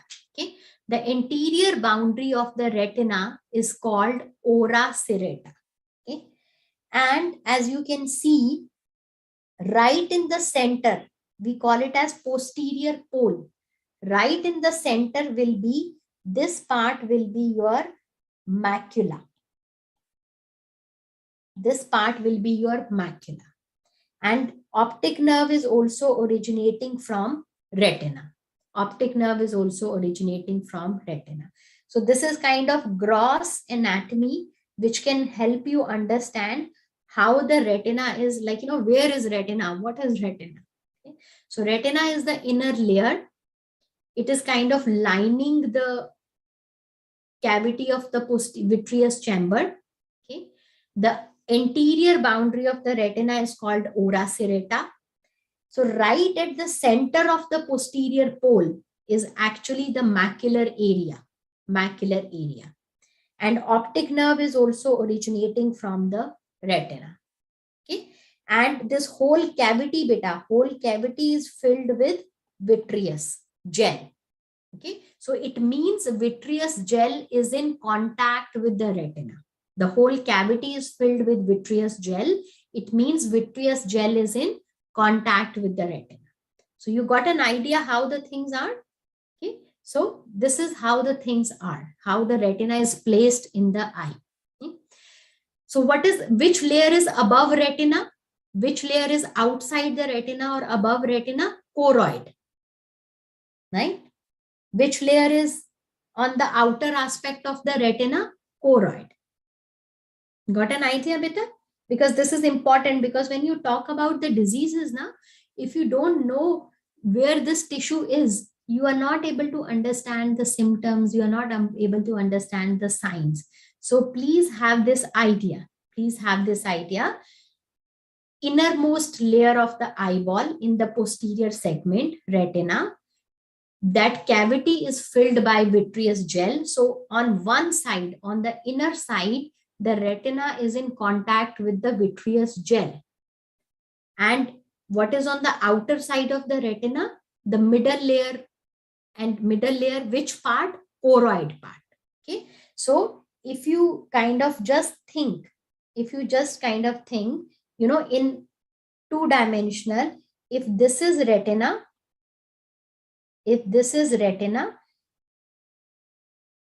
on the inner part will be your vitreous gel. So vitreous gel is always in contact with the retina. And on the outer aspect will be choroid. Okay, so when we see like this, the outer aspect will be choroid, then the layer of retina, which is in constant contact with the vitreous gel. Fine. So this you have got. Now, when you are examining the retina, so I told you in the examination techniques, so when you are examining retina, the examination of the retina is called fundus examination. Okay.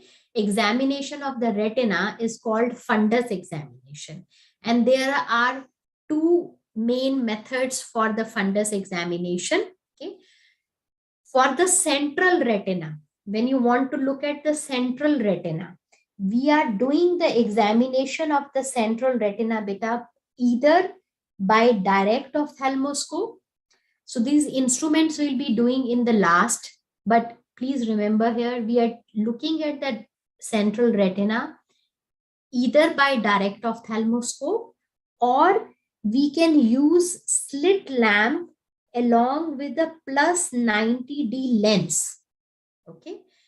There is special lens, like, there is special lens gonioscope for angle of anterior chamber. Similarly, you can use a special lens, what is called as plus 90D lens with the slit lamp, and you can examine the central retina. So to examine central retina, we use either direct ophthalmoscope or slit lamp with plus 90D lens. Okay. And if you want to look peripheral retina, means from center to periphery, if you want to look whole of the retina, then we use indirect ophthalmoscope. Indirect ophthalmoscope. Okay. So this is the picture of central retina. This figure is telling you with central retina. Okay. And if you want to see from center to whole periphery, then you do indirect ophthalmoscopy. Fine, right? Now, it is important to understand what are the landmarks. What are the landmarks which you see on fundoscopy, or what we call ophthalmoscopy. It is one and the same thing. Basically, it means fundus examination. Fundus means retina. Okay. So when you are looking at the retina, it is called fundus picture or fundus examination. So that is the word fundus. Now, what are the landmarks on a normal retina? Now, this is important because only then you will be able to identify the abnormality. Okay. So this is retina of right and left eye. Okay. How do we identify which eye is right eye, which eye is left eye? Okay. So when you are looking at this fundus picture beta, imagine the patient is in front of you, facing you. Okay. The patient is facing you. You are here and here is the patient. So if somebody is facing you, the right of that person will be your left and left of that person will be your right. Okay. So patient is facing you. So these fundus picture are like that the patient is facing me. It means my right side will be patient's left eye. My right side will be patient left eye. So this is left eye. And my left side will be patient's right eye. This is right eye. Okay. This is when both the pictures are together. Okay. They have put this picture. So I know the picture on my right side is of the left eye. Picture on my left side is on the right eye. If there is only one single picture. Okay. So if there is like, it is given like this. Then how do you identify whether this is a picture, fundus picture of right eye or left eye? So the trick to know is, look at the optic disc. Look at the optic disc. Okay. So this is the center. This is the center. The optic disc is on the right of the center. Optic disc is on the right of the center, isn't it? So it means it is right eye of the fundus. This is just to identify which fundus it is. So if optic disc is right from the center, it is the right eye. Okay. And if you go here, this is the center. This is the optic disc. The optic disc is on the left of the center. So it is left eye of the patient. Okay. Mostly, I mean, nobody is going to ask in the exam that tell me whether it is the right eye or the left eye. I am telling you this because when I show you the picture, this is the fundus, at least you can identify whether it is the right eye fundus or it is the left eye fundus. Right? So as I told you, you just look at the position of the optic nerve. If it is right from the center, you are right. Okay. If it is right from the center, it is right eye. If it is left from the center on your left, then it is left eye. Okay. Right. So now, more importantly, the things which I want you to remember are the different landmarks on a retina. Okay. For this, let us just concentrate on one eye. So what are the different landmarks on central retina? So when you look at a retina picture or a fundus picture, the first thing you should look for is the optic nerve or optic disc. Okay. So this is your optic disc, beta. Okay. So in the optic disc, already I have told you in glaucoma chapter, in the center, there will be small cup. The outer side is the neuroretinal rim. Okay. The second thing you will look for how the retinal vessels are coming out. So you see the retinal vessels, this is superior vessel, this is inferior vessel. Okay. Again, superior branches, inferior branches. Okay. Now, what are these retinal vessels? The retinal vessels, they include both the branches of retinal artery. They are branches of retinal artery as well as retinal vein. Okay. These are branches of central retinal artery and central retinal vein. Okay. So you can see how these branches are coming out and then they are giving smaller branches and they are supplying whole of the retina. Okay. Then you will have a look at this central area, the centermost point. And if you look at this area within these vessels, within these major vessels, this whole central part is known as macula. Everything is written down. First you understand. This whole part is called macula, the yellow circle. Okay. Then within the center of the macula, another area within this center will be called fovea. Fovea. Okay. And then within the center of the fovea, the smallest area is called foveola. That is just the name given to those areas. They are not separated by any circle there, but we identify the centralmost area as foveola. Outside circular area is fovea, and then the bigger circular area is called macula. So these are the landmarks which you should identify on the central retina.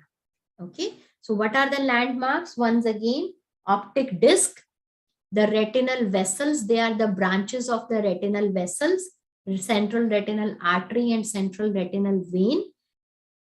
The central part can be divided into three areas. The outermost macula, within the center of it is fovea, within the center of that is foveola. Okay. Now, if you come down, so it is written also the different landmarks, different landmarks. Okay. So look at the fundus landmark, the optic disc, the optic disc. Now the optic disc is present. So going back to the figure here, the optic disc is present on the nasal side of the retina. This side of the retina is the nasal side on which the optic disc is there. Okay. So optic disc is present on the nasal side, nasal side. And what is the size of the optic disc?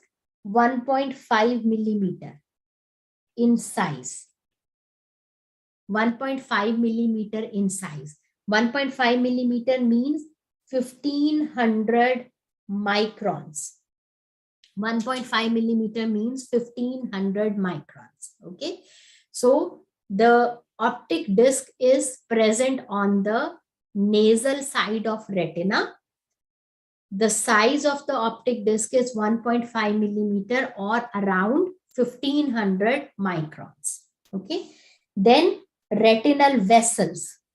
These retinal vessels, as I told you, they are branches of central retinal artery and central retinal vein. They are branches of central retinal artery and central retinal vein.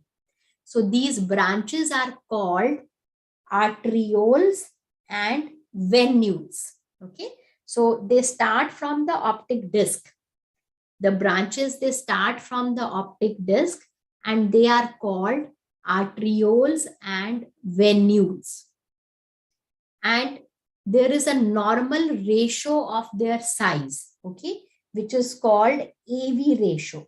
They have a normal ratio of the size, which is called AV ratio, which should be 2:3. That venules are slightly bigger in size than arteriole. Okay. Why this ratio is important? Because if one vessel is more bigger in size, or if one vessel is smaller, which should be, smaller than what should be the normal, then that is a pathology. So vessel size ratio should also be within the normal limits. And these limits are 2:3. Okay. So branches of central retinal artery and central retinal vein, they start from the optic disc. Then coming to the central area, so it is more better shown here. Now this outer circle, so as you can see here, beta, this outer circle, which is, this part is called temporal. The disc is on the nasal side, the macula is on the temporal side. So it is called that macular area is temporal to the disc. So this outer circular area is your macular area. It is the central part of the retina. Okay. The size of this macular area is 5,500 micron. Now within this macular area, you notice another small area in the center of that, what is called fovea. Okay. The size of fovea is nearly same as optic disc, 1500 micron. And within the center of fovea, there is still small circular area, what is called foveola. The size of foveola is about 350 micron. Okay. So central area is macula. Within the center of macula is fovea. Within the center of fovea is foveola. So these are some terms there. Okay. So what is the purpose of telling these terms to you? Because this central part of the retina is responsible for the central vision. And if you understand, the central vision is the most important, because center fixation, हम बोलते आ रहे हैं ना, central fixation point, because central area is the most sensitive area. It is the most sensitive area. And you can write down here, the fovea. The fovea contains maximum number of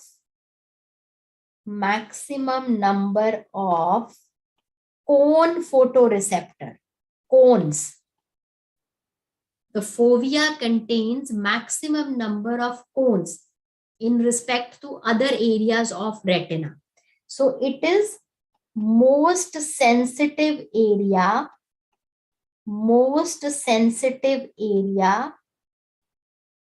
you can say for vision. Okay, so that is why we are so much interested in this area. So you can write down, fovea contains maximum number of cone photoreceptors or cones, and it is the most sensitive area for vision. It is responsible for the central vision. Okay, so this understanding is important so that we know that when different diseases are occurring, how the things are happening. Okay, so in fundus landmark, now you know beta, in the central retina, there is an optic disc. Okay, this optic disc is on the nasal side. Sizes are not that important. Even if you forget the size, it's okay. I have not seen question coming based upon the sizes. If you can remember, well and good. The size of optic disc is about 1500 micron. Okay. Then from the optic disc, these retinal vessels are coming out. These vessels are branches of central retinal artery and central retinal vein. They also have a specific ratio size which should be maintained. Then the central area, which is actually temporal to optic disc, is called macula. Now within this macula, the central part is called fovea, and within the center of that area is called foveola. Now this central area is important because it is responsible for central vision, and especially the fovea because it contains maximum number of cones. So it becomes most sensitive area for vision. Okay, so this is for our understanding and for our orientation, that where is optic disc, where is macula, where is fovea. You got my point, beta? Then another thing I want you to know is that retina, as we know, is a multi-layered structure.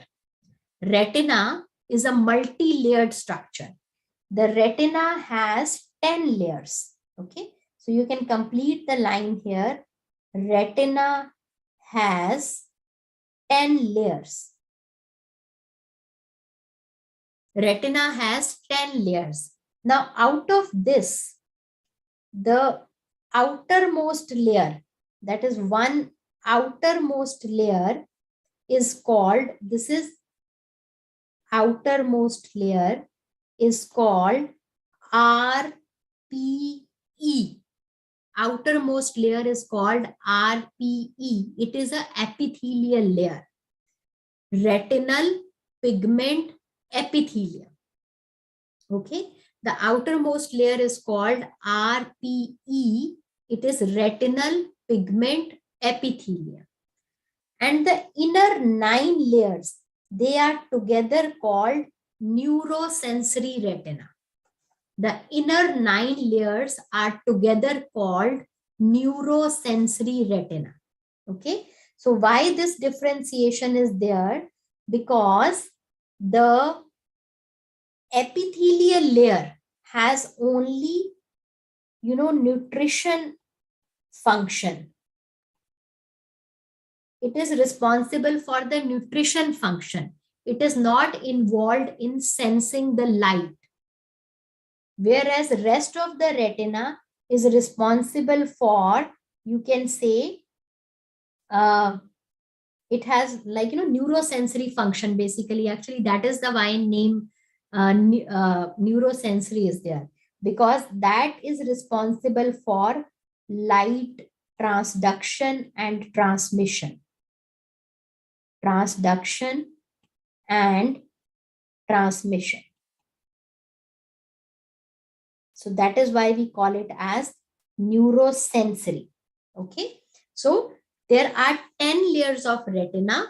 The outermost layer, which is towards the choroid side, outermost means which is towards the choroid side, that is called retinal pigment epithelium. Now, this layer is responsible only for the nutrition purpose. The rest of the 9 layers are called neurosensory retina.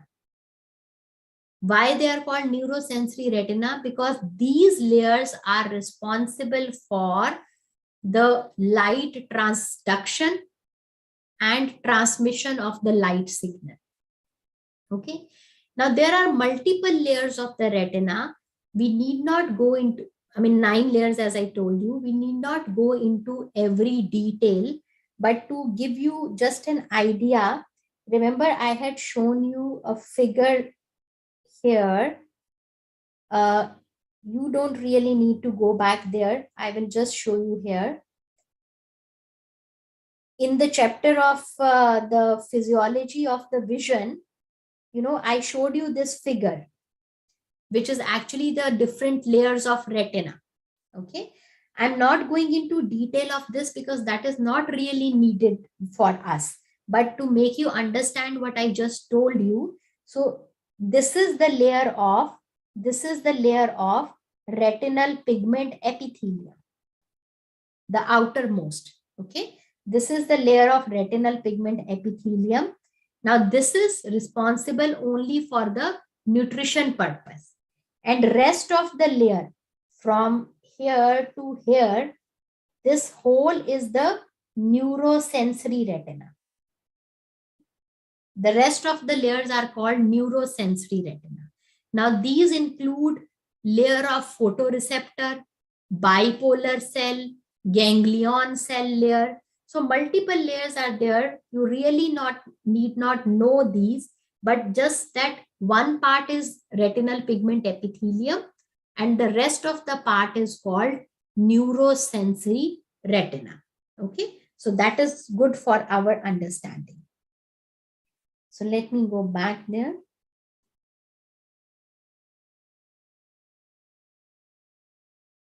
No, I have gone quite back. Just give me a moment here, beta. Yeah. Right? So, retinal pigment epithelium and neurosensory retina. Now, just few important points. In the retina, the layer of rods and cones, that is your photoreceptor layer, is considered to be most radiosensitive layer, okay, in which the damage can occur due to the radiation. Remember, I told you lens is also very radiosensitive. Similarly, the layer of rods and cones is also very radiosensitive. And layer of the ganglion cell is radio resistant. Okay, so sometimes this can be asked as one-liner question. Sometimes this can be asked as one-liner question, that which is the most radiosensitive layer of retina. That will be layer of photoreceptor, rod and cone. Okay. Another, it can be what is the most radio resistant layer. That will be ganglion cell layer. Okay. And then one last name about the layer. One of the layer is called Henle layer. Henle layer. It is outer plexiform layer. The importance is that whenever fluid collects in the retina, the fluid will collect in this layer first of all. Fluid collects here. In some diseases, I will tell you that the fluid collects in the retina. So it is in the Henle layer, the fluid collects. Okay, let me make it more clear for you. Once again, retina is multi-layered structure. One layer is retinal pigment epithelium, which is only for nutrition. Then 9 layers, they form neurosensory retina. Out of this, the layer of photoreceptor is most radiosensitive. The layer of ganglion cells is most radioresistant. And then there is a layer which is called Henle layer or outer plexiform layer. Whenever there is a disease in which fluid collects in the retina, it starts in Henle layer. So these, they can be asked as one-liner question. So that is why I have put these points here. That which layer the fluid collects, it will be Henle layer. Which layer is radiosensitive, rods and cones. Okay, so these random points are there, but you can remember them like this because they can be asked as one-liner question. Okay. Then coming to the bit of blood supply of the retina, the vascular supply of the retina comes from two sources. Okay, vascular supply of the retina comes from two sources. The inner 6 layers of the retina, they are supplied by central retinal artery. Okay. Inner 6 layers of the retina, they are supplied by central retinal artery. And the outer 4 layers, they are supplied from choroidal circulation, which is posterior ciliary artery. Okay, so please remember this. The vascular supply of retina is from two sources. Inner 6 layers from central retinal artery, outer 4 layers from choroidal circulation, which is by posterior ciliary artery. So this is the vascular supply of retina. And it is very important because retina is a neural tissue. It should have good vascular supply. It should have, just like brain should have good vascular supply, similarly, retina should have good vascular supply. Okay, right? So these were the important points regarding the anatomy and the landmarks of retina. Coming to the next part, what are the investigations which we do for retina diseases? Investigations which we do for retina diseases. There are 3 main investigations which we do for retina diseases. One is called fundus fluorescent angiography. Fundus fluorescent angiography. In short, we call it as FFA. FFA. The second investigation which we do is called optical coherence tomography. Optical coherence tomography. In short, we call it as OCT. And the third investigation which we do is ultrasound B scan.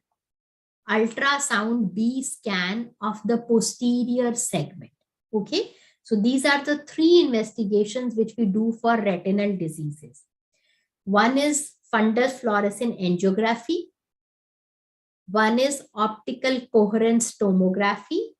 And third is ultrasound B scan. Okay. So what is fundus fluorescent angiography? What is fundus fluorescent angiography? So angiography means study of the vessels. Angiography means study of the vessels. So what we do here, beta, we inject sodium fluorescent dye. The sodium fluorescent dye injection is given to the patient in the antecubital vein actually. Then this dye goes into the retinal vessels and we can study the retinal vessels. Okay, so it is investigation of choice for retinal vascular diseases as well as optic nerve diseases and even the choroidal vessels. So angiography means study of the vessels, and it is called fluorescent angiography because you are using a dye by the name of sodium fluorescent. Okay, so unfortunately there is not a picture of angiography in the workbook at this moment, but I will just show you a picture how the fluorescent angiography looks like. Okay, so this is how the fluorescent angiography looks like. This is the fluorescent angiography, how the fluorescent angiography looks like. Now this can come as an image question, beta, that identify the investigation. We have the FA picture later in the workbook, so don't worry. I'm showing here you the normal picture. So this can be asked as an image question. How will you identify that this is an angiography picture? So you can see here, just like we saw the fundus picture. Again, it is a fundus picture, but it is a black and white picture. And you see these white, the vessels are appearing white here. Why the vessels are appearing white? Because the dye is there now in the vessels. And you are taking a picture with a special fundus camera. So this is how the report or the scan will look like. So if you see that there is a fundus picture, but the vessels are appearing whitish and it is a black and white picture. So you know it is a fundus fluorescent angiography. Fundus fluorescent angiography. And you see every retinal vessel is now nicely seen. So that is why it is investigation of choice for vascular diseases. If there is any problem in the retinal vessels, vessels of optic nerve, or choroidal vessels, that can be picked by this test. So now you are familiar with the fundus fluorescent angiography scan, how the scan will look like, because this can be asked as image question, beta. This can be asked as image question. Okay, right? Then moving to the second investigation, which we do.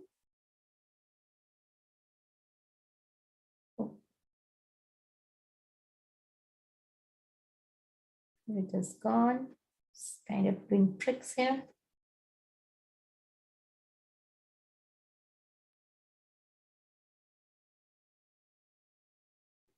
Sorry about this. Yeah. So fundus fluorescent angiography is the first investigation. What is the second investigation we do is optical coherence tomography. Optical coherence tomography, or in short, we also call it as OCT. OCT. Okay. So what is done in this OCT, beta? A special machine is there which uses infrared light, near infrared light. Okay. So the light goes into the retina, it is reflected back, and it gives us the scan of the retinal layers. It gives us the scan of the retinal layers. So in OCT, we are able to see the macular area, that is the central area. Okay. So see how this scan looks like. This scan gives us different layers of the retina in the macular area. Just like you will see, like, in the histopathology, same way you can see every layer of retina on the scan. So this is your OCT. So that helps us to, if there is any disease in the central part of the retina, so we can pick up that this is the disease. So the upper picture is a black and white scan. The lower picture is a color-coded scan. Okay, this is color-coded scan. Now, color-coded scan does not mean that retina is so multicolored. Retina is not multicolored. Color coding is given so that you can identify the different layers. Okay, so both these pictures, they can be asked as image question. So these are the OCT scan. It is showing us the macular area. And you see, you can find out the different layers. This is actually, if I just, for your knowledge, I tell you, this part is RPE part. This area is actually choroid area. This central depression, it is normal. This represents fovea. So this is how we can study the macular area in the OCT scan. In the OCT scan, all layers are visible. If there is any abnormality in the any layer, we can pick it up. Okay. So this is your OCT test. OCT test, here it is written small. You can write it down in the big words also. OCT is the investigation of choice for diseases of macula. Investigation of choice for diseases of macula. And this is the image. So please keep this image in your mind, how the OCT scan will look like. The upper image is black and white. The lower image is color coded, but it is the same scan. It is the same scan, right? And the third one I told you is the ultrasound. What are the conditions in which we do the ultrasound? Supposedly, you are not able to view retina. Like, when are you not able to view retina? For example, if there is vitreous hemorrhage, when there is vitreous hemorrhage, or there is dense cataract, then you cannot do the other scans. You cannot view the retina. In those cases, we do ultrasound to have an idea that how the retina is. Okay, so the use of the ultrasound is when you cannot view the retina, then you do the ultrasound. So these are the investigations. So summarizing, 3 investigation. Angiography is for the vascular diseases. OCT is for diseases of macula. Ultrasound when you cannot view the retina. When you cannot view the retina. Okay. So we can have a lunch break now, friends, and then we go ahead and we are going to discuss some important diseases of retina, which are, of course, important for your exam also. Okay. So all of us can break now for our lunch, and I see you back in 45 minutes. So the time right now is 1:30, nearly 1:30. So we meet at 2:15 p.m. after 45 minutes. Okay. So enjoy your lunch, enjoy your break, refresh yourself, and I see you back in 45 minutes. Lunch break for you guys. See you at 2:15 p.m.